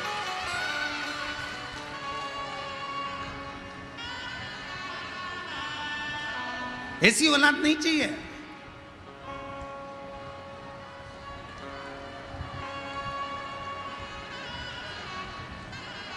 और आज कहने में संकोच नहीं होगा, बिहार की धरा से, बिहार की पवित्र भूमि से सिंहेश्वर महादेव के इस पावन चरणों में बैठकर एक बात कहना चाहूंगा। कहीं तुम्हें दान देने की जरूरत नहीं है। अगर तुम अपने माँ बाप को पेट भरकर भोजन करा रहे हो और उनकी सेवा कर रहे हो तो कहीं दान देने की जरूरत नहीं। कहीं दान देने की जरूरत नहीं। अगर आप अपने माँ बाप का पेट भर रहे हो, माँ बाप को अच्छे से रख रहे हो, अपने बुजुर्ग माँ बाप की सेवा कर रहे हो, उनको दवाई दिला रहे हो, उनकी बुढ़ापे में अगर आप सेवा कर रहे हो तो समझ लेना तुम्हें कहीं दान देने की जरूरत नहीं है। तुम अपने माँ बाप के चरणों में सेवा में उस दान को लगाओ, अपने माता पिता के सेवा में लगाओ।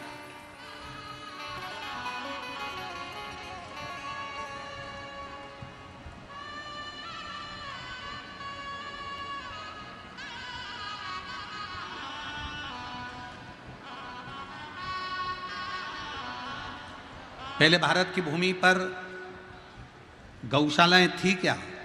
जम के बोलो। पहले भारत की भूमि पर गौशाला नहीं होती थी। घर घर में गाय होती थी, घर घर में गौ माता की सेवा होती थी, घर घर में गौ माता का पूजन होता था, घर घर में गौ माता की सेवा होती थी। गौशाला की जरूरत नहीं पड़ती थी। गौशाला बनी ये भारत की भूमि पर श्रेष्ठता नहीं है, वो तो दुनिया के लोगों ने इस गौ माता को ठुकरा दिया, तो फिर गौ माता के लिए संतों ने, साधुओं ने, गुरुजनों ने, तपस्वियों ने गौशालाओं का निर्माण किया, तब निर्माण।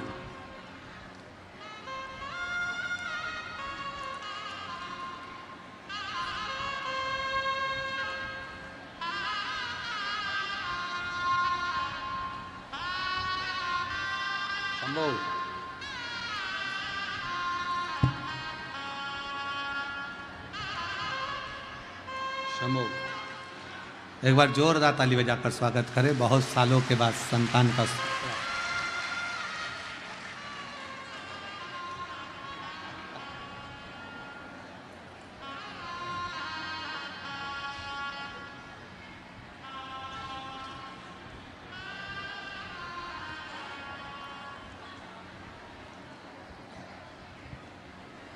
पहले गौशाला नहीं होती थी, पहले घर घर में गौ माता की सेवा होती थी। पहले घर घर में संत, साधु, घर के लोग अपने घरों में गौ माता रखते थे। अब धीरे धीरे लोगों ने गौ माता को रखना बंद कर दिया, तो गौशालाओं का निर्माण हो गया। और अब यह नया काम चालू हुआ वृद्धाश्रम का। पहले सत्य वचन आप सब बताओ, बुजुर्ग बुजुर्ग लोग बैठे हुए हैं इस कथा के मंडप में, बोलना ईमानदारी से, पहले के जमाने में वृद्धाश्रम होते थे क्या? घर में माँ बाप की सेवा सबसे बड़ी परमात्मा की सेवा मानी जाती थी, तो माँ बाप की सेवा में लोग लगे रहते थे। आज के जमाने में माता पिता का तिरस्कार कर कर उनको वृद्धाश्रम में भेज दिया जाता है। श्रेष्ठ नहीं। आज आप अपने माँ बाप को वृद्धाश्रम में भेजो, कल तुम्हारी औलाद तुमको वृद्धाश्रम में भेजेगी। एक कथा आती है, एक पत्नी ने अपने पति से कहा, सुनो तुम्हारे पिताजी बहुत खांसते हैं, तुम्हारे पिताजी दिन भर खांसा करते हैं, बच्चों को पढ़ने में तकलीफ होती है। बेटे ने कहा क्या करना है? पिताजी को माली के कमरे में ठहरा दो।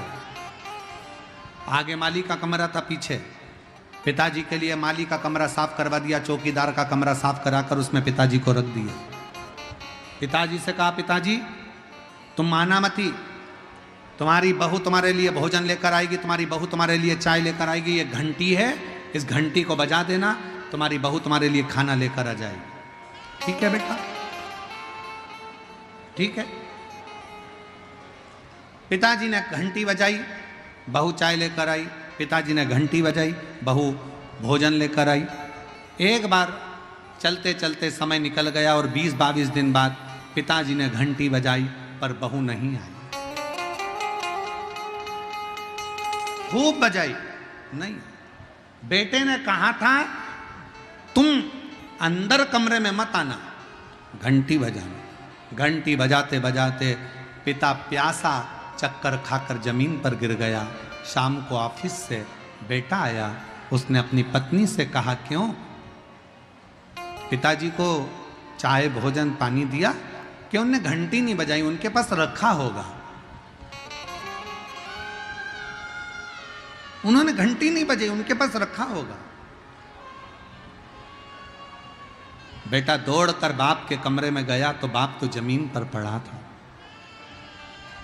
पानी का छींटा दिया, पापा उठो। पिताजी उठे।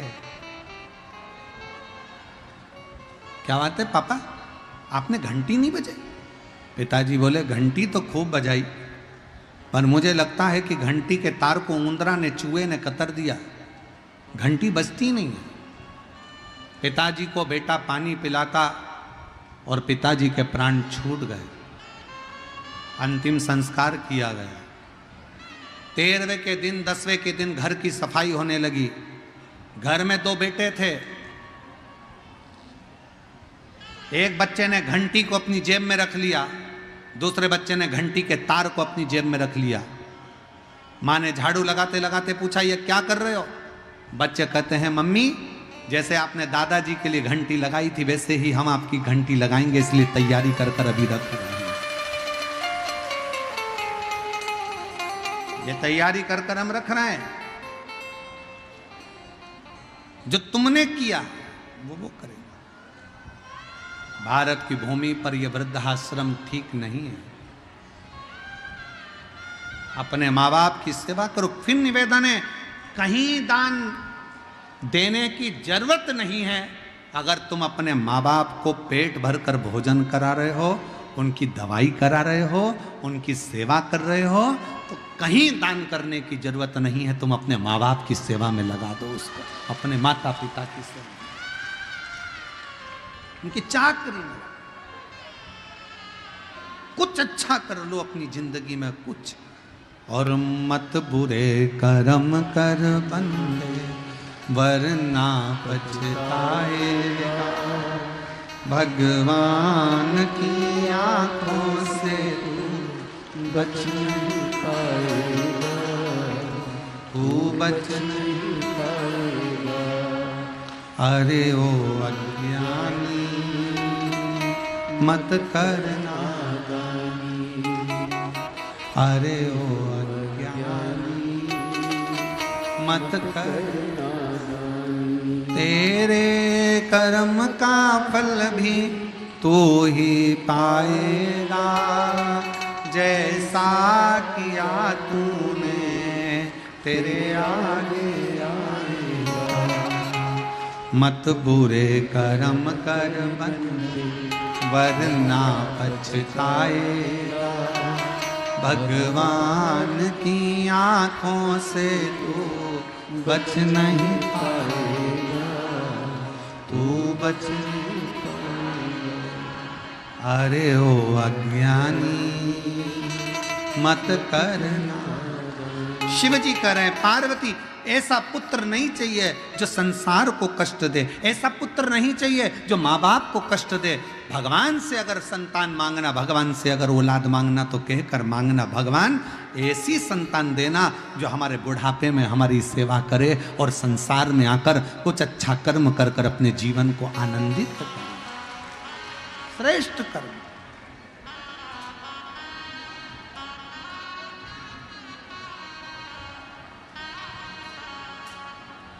कुछ अच्छा करने। पार्वती जी फेंक दो इसको समुद्र के अंदर। पार्वती जी ने गले से लगा लिया, मैं इसको नहीं फेंक सकती, मेरा बेटा है। फेंको पार्वती समुद्र में इसको। पार्वती जी ने उठाकर समुद्र में शंकर जी के कहने पर फेंक दिया। समुद्र में बैठा था हिरण्याक्ष, उस अंधकासुर को हिरण्याक्ष ने उठा लिया, पालन पोषण करने लगा। अंधकासुर जब बड़ा हुआ तो उसने हिरण्याक्ष से पूछा कि मेरे माता पिता कौन है। हिरण्याक्ष ने कहा, तुम्हारा माँ बाप कोई भी नहीं है, केवल मैं तुम्हारा पिता हूं। समय आया, श्रीमद् भागवत में वर्णन आता है, हिरण्याक्ष ने पृथ्वी को जल में डुबो दिया था। भगवान ने वराह रूप धारण कर कर पृथ्वी को जल में से निकाला था और हिरण्याक्ष का वध करा था। हिरण्याक्ष मर गए। अंधकासुर को लगा मेरे पिता का वध किसने किया है? देवताओं ने। अंधकासुर ने देवताओं से द्वेष करना प्रारंभ कर दिया। त्राही माम, चारों तरफ त्राही त्राही त्राही करने लगा। जो यज्ञ करता अंधकासुर उस यज्ञ को समाप्त कर देता। जहां अनुष्ठान होता अंधकासुर उस अनुष्ठान को बंद करवा देता। अंधकासुर ने उपद्रव मचाना जो प्रारंभ करा, उपद्रव मचाते मचाते ब्रह्मा जी की समाधि में तपस्या में लीन हो गया। ब्रह्मा जी ने पूछा, मांग तुझे क्या चाहिए? अंधकासुर कहता है, मेरे प्राण कभी ना जाए, मैं मरूं ना।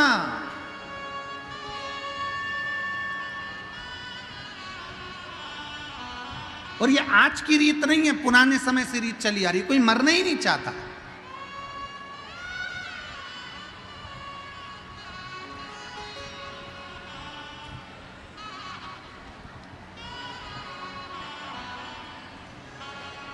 एक बार जो पृथ्वी पर आ जाता है ना, वो मन में सोच लेता मैं नहीं मरूं तो अच्छा है, और आनंद होगी, आनंद।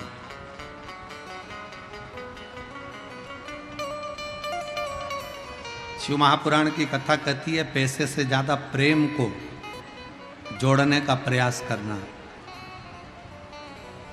पैसे जोड़ के रखते हैं और गवर्नमेंट कभी भी बदल देती है नोट चेंज। पर प्रेम जोड़कर रखोगे तो वो कभी नहीं बदलेगा, वो अंतिम समय तक काम आएगा, उसमें बदलाव नहीं आएगा।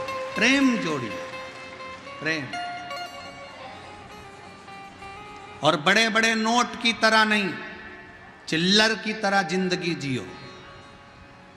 बड़ा नोट कभी भी बदल सकता है, पर चिल्लर कभी नहीं बदलती। बड़ा नोट जेब में किसी किसी के होता है, पर चिल्लर सब्जी वाले से लेकर कबाड़े वाले तक, कबाड़े वाले से लेकर सोने चांदी वाले तक, सोने चांदी वाले से लेकर हीरे पन्ने वाले तक के पास में चिल्लर होती है। अपनी वैल्यू ऐसी बनाओ चिल्लर जैसी, जो तुम्हारे बिना किसी का काम ना चले और तुम्हें पहले आगे लिया। बड़े नोट की तरह नहीं।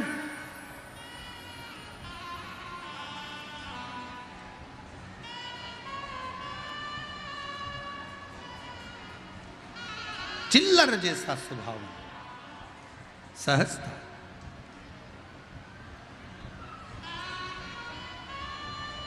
अंधकासुर ने तब किया, ब्रह्मा जी से वर मांग रहे हैं, मैं मरूं ना, मरना तो पड़ेगा,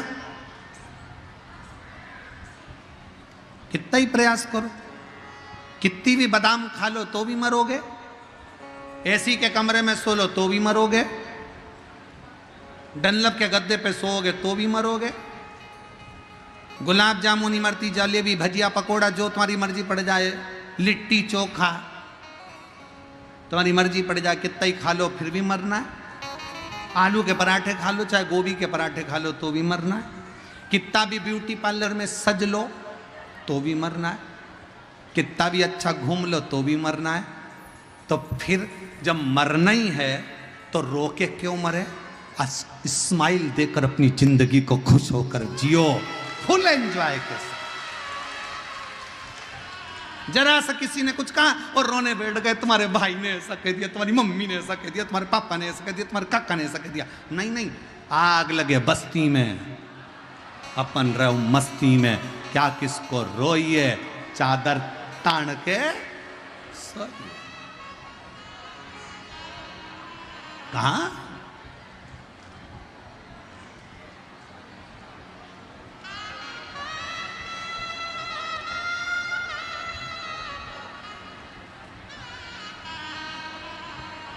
और जब बस उसके आश्रित होकर जब रावण को सोने की लंका दे सकता है, भस्मासुर को कंकण दे सकता है, तो सबको दे सकता है, सबको सब कुछ प्रदान कर सकता है वो।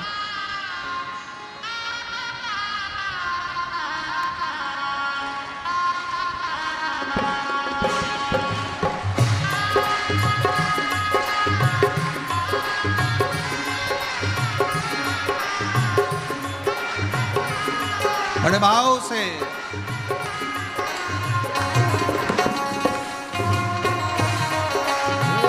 दोनों हाथों से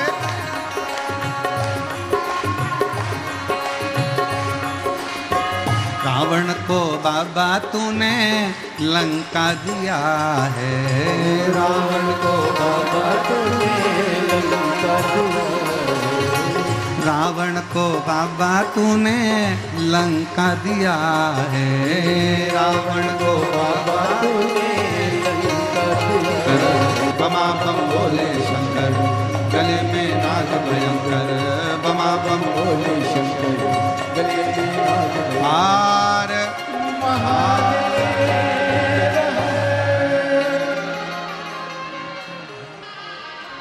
अपने स्थान पर बैठकर, जहाँ जगह मिले वहाँ बैठकर बाबा को अपने मन का भाव कहिए, दिल से प्रार्थना करिए। आज बैसाख महीने की भी शिवरात्रि है और शिव महापुराण की भी शिवरात्रि है। अद्भुत संजोग है, सिंहेश्वर बाबा की ये पवित्र धरा, पवित्र भूमि, जहाँ बाबा से प्रार्थना करने का सौभाग्य मिला है।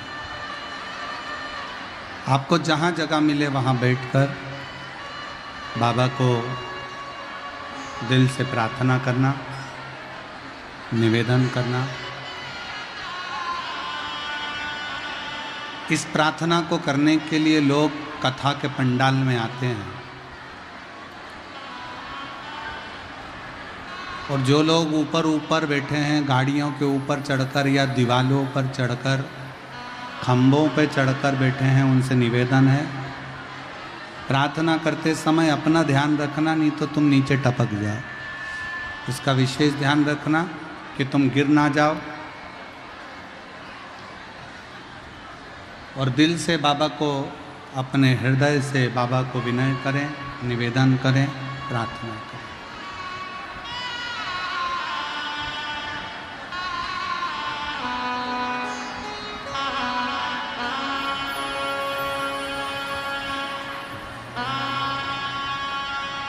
श्री शिवाय नमस्तु। श्री शिवाय नमस्तु। श्री शिवाय नमस्तु। श्री शिवाय नमस्तु। श्री शिवाय नमस्तु। श्री शिवाय नमस्तु। श्री शिवाय नमस्तु। भोला सब दुख काटो, ओ भोला सब दुख काटो। शिव शंकर जपो तेरी माला, भोले बाबा जपो तेरी माला। भोला सब दुख काटो, ओ भोला सब दुख काटो। वेश मंगलकारी, वेश है मंगलकारी। शमशान वासी, शमशान वासी, ओ भोला सब दुख काटो, ओ भोला सब दुख काटो।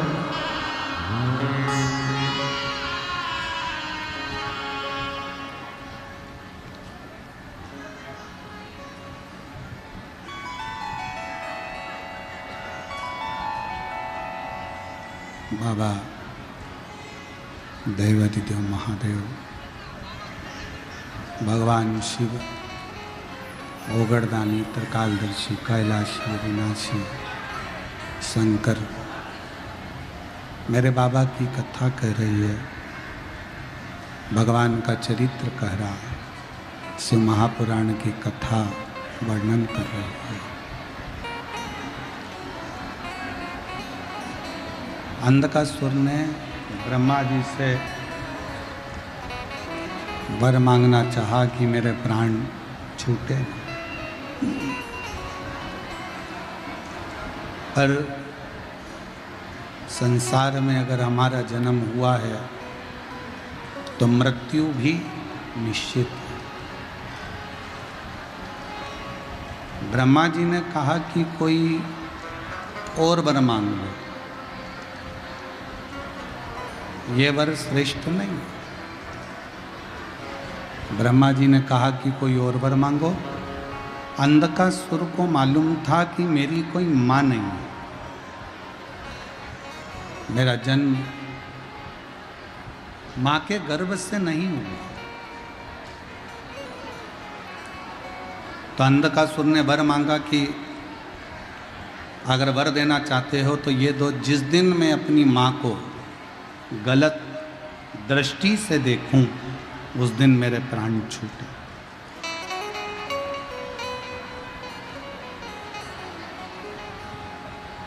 जिस दिन मैं अपनी माता को गलत दृष्टि से देखूं उस दिन मेरे प्राण छूटे। तथास्तु।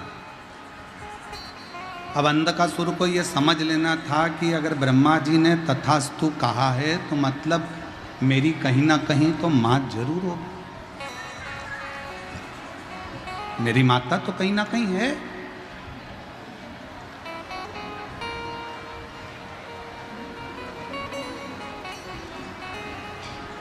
अंधकासुर वापिस आ गए।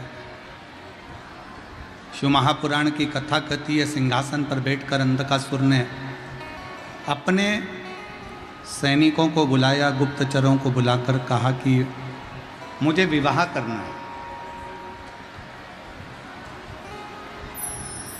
और मेरी शादी करने के लिए कोई अच्छी सुंदर कन्या को देख कर लो। एक गुप्तचर ने कहा जो बड़ी सुंदर कन्या थी, बड़ी अच्छी थी, हिमालय राज की बेटी पार्वती, उसको तो शंकर ले गए, उसका विवाह तो शिव जी से हो गया। अंधकासुर हंसकर बोला तो क्या हुआ, उस पार्वती को मैं अपना बनाऊंगा। अब इसको यह नहीं मालूम कि जब तेरा जन्म हुआ तो पार्वती जी ने गोदी में लेकर तुझे पुत्र कहा था, पुत्र का वात्सल्य दिया था।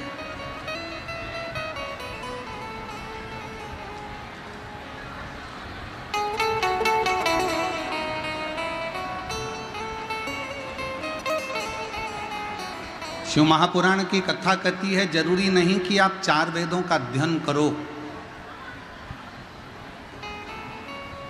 संसार में ऐसे कई लोग हैं जो 4 वेद नहीं पढ़ पाएंगे। अगर 4 वेदों का अध्ययन ना कर पाओ तो शिव महापुराण की कथा कहती है 4 बातों को अपने अंदर उतार लो तो 4 वेद के अध्ययन का लाभ आपको मिलने लगेगा। पहले नंबर पर है समझदारी, दूसरे नंबर पर है जवाबदारी, तीसरे नंबर पर है वफादारी और चौथे नंबर पर है ईमानदारी। ये 4 बातों का जो अध्ययन कर लेता है, 4 वेद के अध्ययन का फल प्राप्त। जरूरी नहीं कि 4 वेद पढ़ोगे तो वेद पाठी कहलाओ। किसी के हृदय की पीड़ा को तो समझो। शास्त्र खूब पढ़ लिया, वेद खूब पढ़ लिया, खूब अध्ययन कर लिया, खूब विद्वान बन गए, खूब विद्वत्ता धारण कर ली और किसी के दिल की पीड़ा को, किसी के मन की पीड़ा को, किसी के हृदय की पीड़ा को नहीं समझ पाए तो क्या मतलब। हमने पहले भी एक कथा में कहा था, हीरा के परखैया मिल सकते हैं, हीरा को परखने वाले मिल सकते हैं पर पीड़ा को परखने वाले संसार में इतनी जल्दी मिल नहीं पाते। 4 वेदों का अध्ययन करा कि नहीं करा, पर 4 बातों का अध्ययन जरूर करो। समझदारी रखो अपने अंदर कि हम जिस परिवार में, हम जिस समाज में, जिस संप्रदाय में, जिस जगह पर हैं वो हमारे लिए श्रेष्ठता हो। जवाबदारी रखिए। अगर थोड़ी सी भी जवाबदारी मिली है कि किसी को पानी पिलाना है, किसी को बिठाना है, किसी को खिलाना है, भोजन कराना है, बिठाना है, कोई जवाबदारी तुम्हारे ऊपर मिली है तो उसको निभाओ। उस जवाबदारी को पूरा रखो। और मैं सिंहेश्वर महादेव की इस समिति को, गौरी शंकर समिति को बहुत बहुत धन्यवाद देता हूं जिन्होंने इस जवाबदारी को पूर्ण तरह से निभाया। और केवल समिति ने ही नहीं, पूरे सिंहेश्वर के आसपास के जितने दुकानदार हैं, जितने व्यापारी हैं, जितने भी लोग सिंहेश्वर में रहते हैं, इस मधेपुरा में रहते हैं, उन सब ने अपनी अपनी जवाबदारी को निभाया, तब जाकर यह कथा लाखों की संख्या में पहुंचकर सफलता की ओर बढ़ी। सबने निभाया।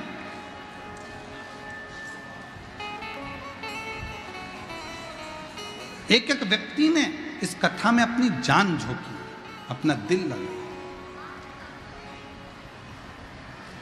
4 चीजों का स्मरण रहे: समझदारी, जवाबदारी, वफादारी और चौथे नंबर पर है ईमानदारी। इन 4 चीजों को जिसने अपने जीवन में उतार लिया, समझ लो चारों वेद तुमने पढ़ लिए और अपने जीवन को सार्थक किया। सार्थक।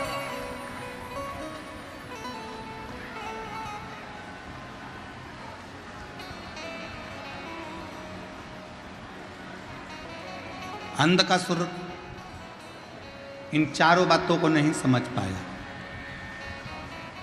और अंधकासुर अपने दूतों से कहता है कि जो सबसे सुंदर, तो सबसे सुंदर जो नारी है वो पार्वती जी को तो शिव जी ले गए, उसको मैं अपना बनाऊंगा।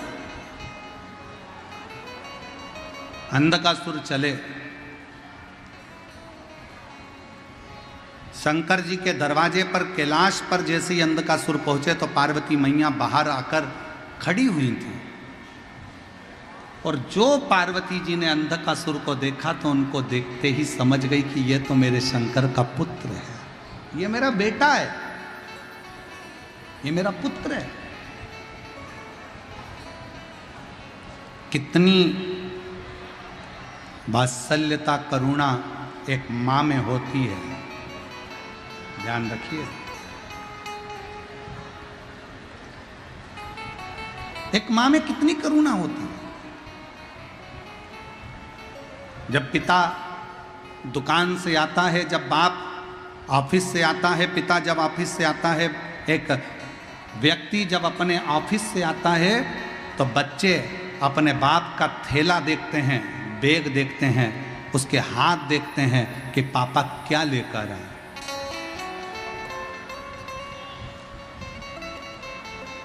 एक पत्नी जब पति आता है तो उसका मुख देखती है, उसका चेहरा देखती है,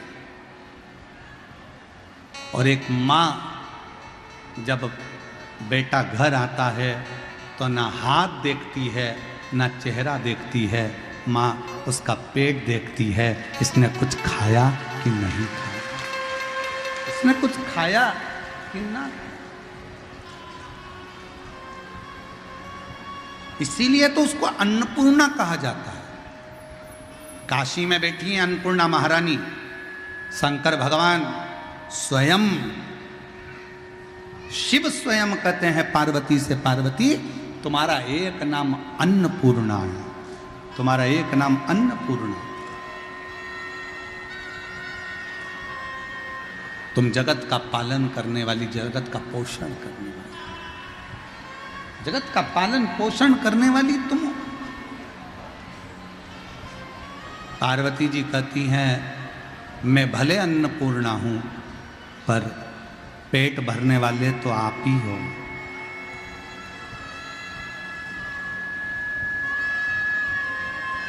मैं भले अन्नपूर्णा हूं पर पेट भरने वाले तो आप। पार्वती जी के हृदय में ये बात अड़ गई और पार्वती जी ने विचार करा कि मैं भी जरा परख कर देखूं कि पेट मैं भर रही हूं कि शंकर जी भर रहे हैं।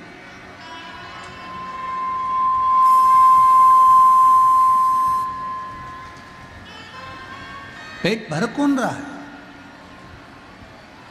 पेट मैं भर रही हूं कि शिव जी भर रहे हैं? पार्वती जी,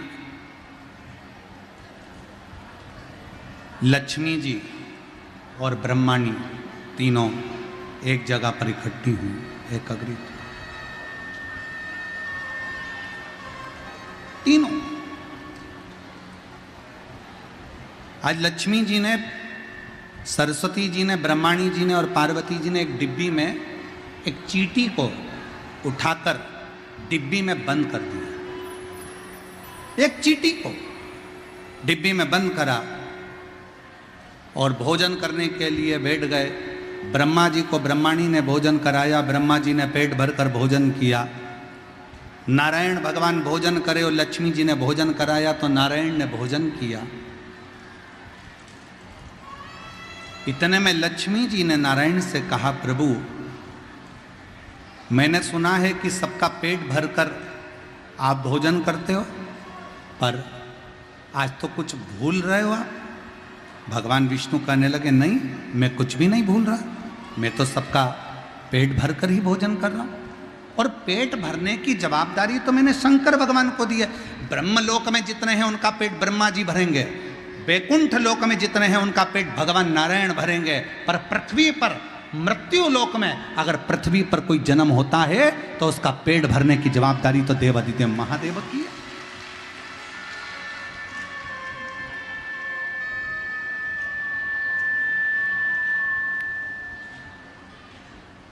पेट तो वो भरेगा, पेट भरने की जवाबदारी तो स्वयं शिव की है, स्वयं शंकर की है। चलो मेरे साथ। लक्ष्मी जी ने भगवान विष्णु को लिया साथ में, भगवान विष्णु लक्ष्मी को लेकर सीधे शंकर जी के पास पहुंच गए। शंकर जी भोजन कर रहे थे, शिव जी भोजन कर रहे थे, और भोजन करते करते इतने में भगवान नारायण आकर, नारायण ने आकर जैसे ही प्रणाम किया, देखा तो पूछा क्या बात है, आज भगवान विष्णु और यहां कैसे कैसे? भगवान विष्णु ने कहा, प्रभु मेरे मन का एक संशय, हमारे बीच में त्रिदंडी स्वामी श्री श्री 1008 गंगा पुत्र स्वामी महाराज बक्सर वाले महाराज जी पधारे हैं। एक बार जोरदार ताली बजाकर उनका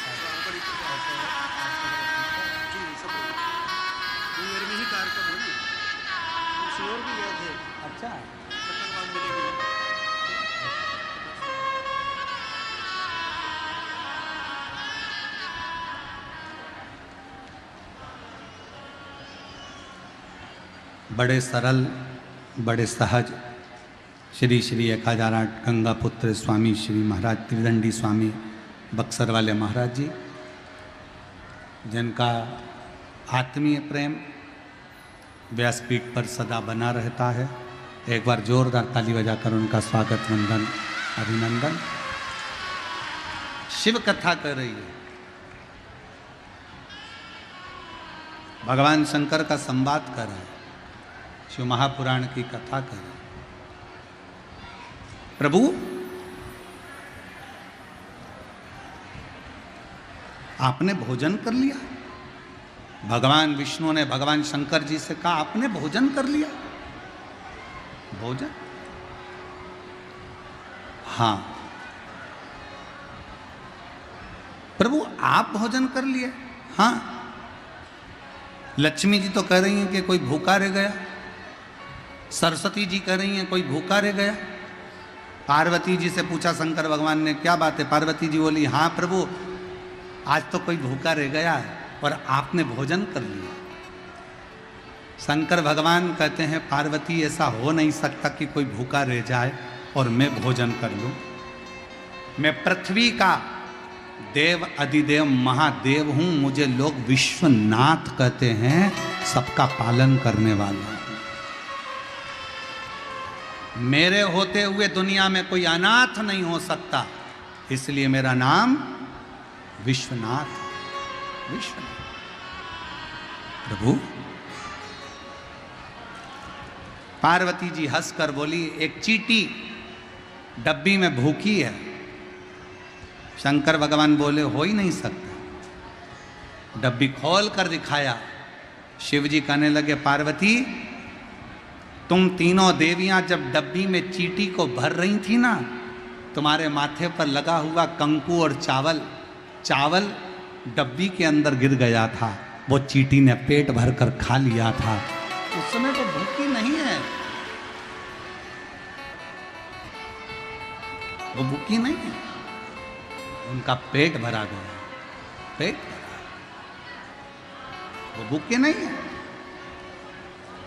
मेरा शिव ब्रह्मा ब्रह्मलोक में, भगवान विष्णु वैकुंठ लोक में, पर मृत्यु लोक का देव अधिदेव महादेव भगवान शंकर इस संसार में जन्मे हुए, चाहे वो जलचर हो, चाहे वो थलचर हो, चाहे वो वायुचर हो, चाहे इस भूमंडल पर रहने वाला प्रत्येक मानव मनुष्य कोई भी हो, मेरे शिव सबका भरण पोषण करते हैं, सबके दुख को हरते हैं, सबका संकट हरते हैं और सब पर कृपा करते हैं। बोल बम का नारा है, सारी समस्या का हल श्री शिवाय। अपने भक्त का भगवान ध्यान रखते, और हम तो बाबा के भरोसे चलते हैं, हम तो बाबा के भरोसे चलते हैं। ये दुनिया वाले जलते हैं, ये दुनिया वाले जलते हैं, हम तो बाबा के भरोसे चलते हैं, हम तो बाबा के भरोसे चलते हैं। बाबा ने हमको चलना सिखाया, बाबा ने हमको चलना सिखाया, सब भक्तों से मिलना सिखाया, सब भक्तों से मिलना सिखाया। हम तो सीना तान के चलते हैं, हम तो सीना तान के चलते हैं, डमरू वाले के भरोसे चलते हैं, काशी वाले के भरोसे चलते हैं, सिंहेश्वर नाथ के भरोसे चलते हैं, सिंहेश्वर नाथ के भरोसे चलते हैं, हम तो बाबा के भरोसे चलते हैं। उसके आश्रित तो हो जाए, उसके आश्रित। अंधकासुर पार्वती जी को देखकर कहते हैं मैं तुम्हें अपना बनाऊंगा, क्रोध आ गया। जैसे ही पार्वती जी ने अंधकासुर को देखा तो आंखों से नेत्र से नीर बहने लगा, ये मेरा पुत्र है।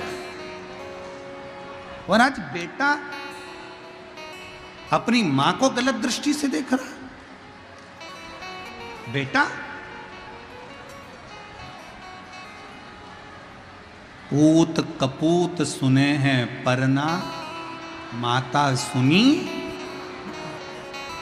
आज मेरा बेटा मुझे गलत दृष्टि से देख रहा है। शंकर जी को याद किया पार्वती जी, शिव जी ने उसी समय पर काल भैरव को प्रकट करा। काल भैरव प्रकट होकर उसी समय पर अंधकासुर का संहार कर दिया, प्राण छूट। वर था जिस दिन मैं अपनी माता को गलत दृष्टि से देखूंगा उस दिन मेरे प्राण छूटेंगे। और आज इसने गलती करी, मां को गलत दृष्टि से देखा।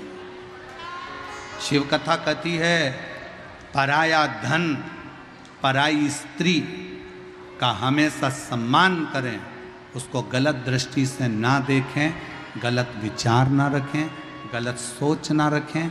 जब हम अच्छी सोच रखेंगे, अच्छा विचार रखेंगे तो शिव हम पर कृपा जरूर करें। एक पत्र है, अच्छा है जी।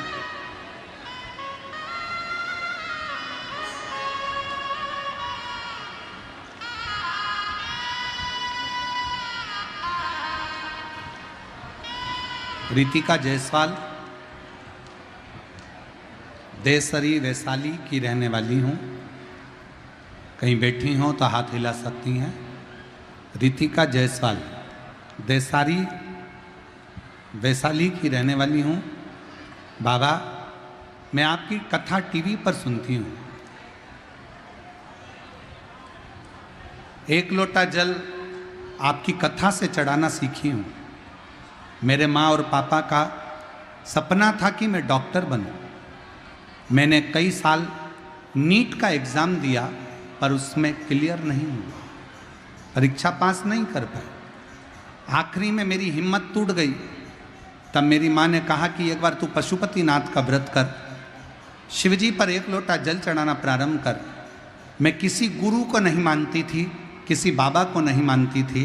पहली बार आप पर भरोसा करा, पशुपतिनाथ का व्रत किया, बेलपत्र चढ़ाना प्रारंभ करा, शिव मंदिर में झाड़ू लगाना प्रारंभ करा और फिर वापस मैंने नीट का एग्ज़ाम दिया और बाबा की कृपा से आज मेरा मेडिकल कॉलेज में सिलेक्शन हो गया। मैं बाबा को प्रणाम करने के लिए यहाँ पर आया।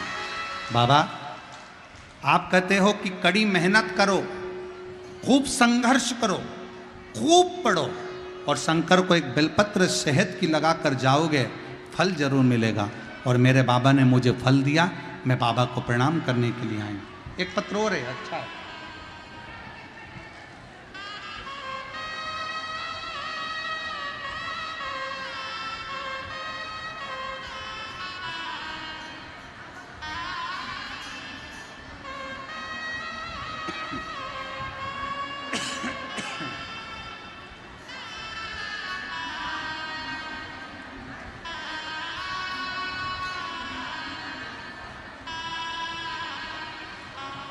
मैं अक्षय लाल यादव, पता बरियारपुर, जिला मुंगेर, मेरा मोबाइल नंबर ये है।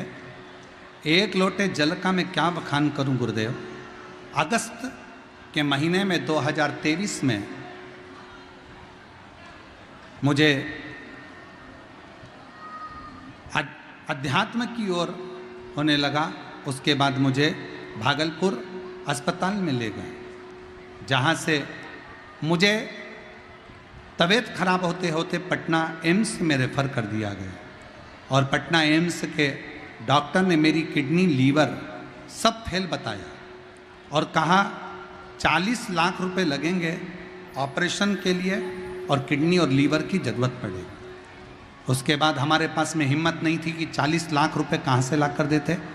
हम लोग किसान आदमी, मेरे पास 5 लड़की और 1 लड़का, वो भी छोटा छोटा, जिसमें डॉक्टर ने कह दिया कि आधे घंटा का समय है और आधे घंटे के बाद में ये प्राण छूट जाएंगे। समझ में नहीं आया हम इतनी जल्दी क्या व्यवस्था करते। हम डॉक्टर से बेहोशी की हालत में ही छुट्टी लेकर आ गए और 40 लाख हमारे पास में थे नहीं। तब किसी पड़ोसन ने कहा कि मेरे पास सीहोर का रुद्राक्ष रखा है, अपन उसे पानी में गलाते हैं, शिवजी को जल चढ़ाकर इसके शरीर पर लगाना प्रारंभ करते हैं। और बाबा की ऐसी कृपा हुई गुरुदेव कि वो पानी जैसे ही मुंह पर पहुंचा, थोड़ा सा पानी मुंह में दिया, 5 दिन से होश में नहीं थी। बाबा की कृपा से 5वें दिन होश में आ गई। और बाबा की कृपा से आज मैं शिव महापुराण की कथा में 2023 से मेरा किडनी और लीवर फेल है और बाबा की कृपा से मैं 2025 में बाबा की कथा का रसपान कर रही हूँ, जिसकी सारी जांचें मैं पीछे लगा रही हूँ। और बाबा का मैं क्या गुणगान करूँ। कहीं बैठी हूँ तो आ सकती हूँ। शिव तत्व किसको कहते हैं?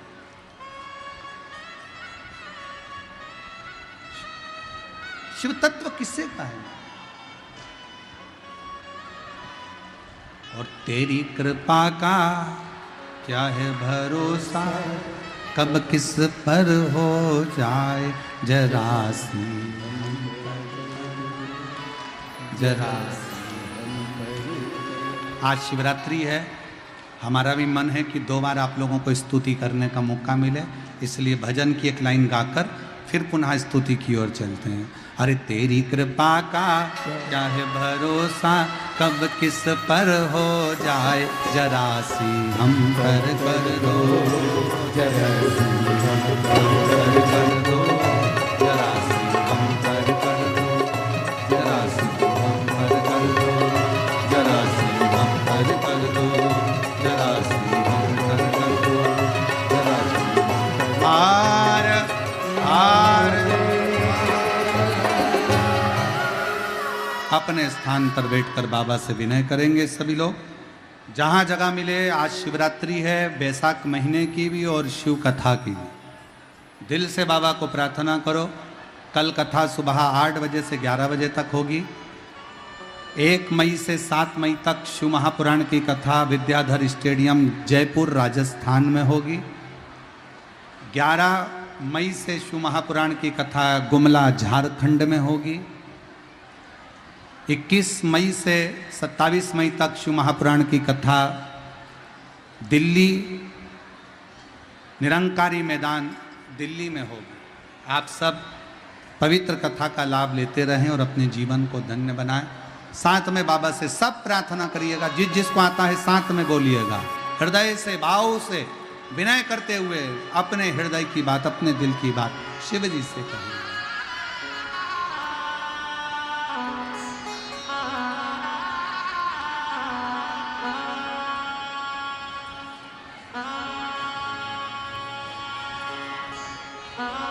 श्री शिवाय नमस्तु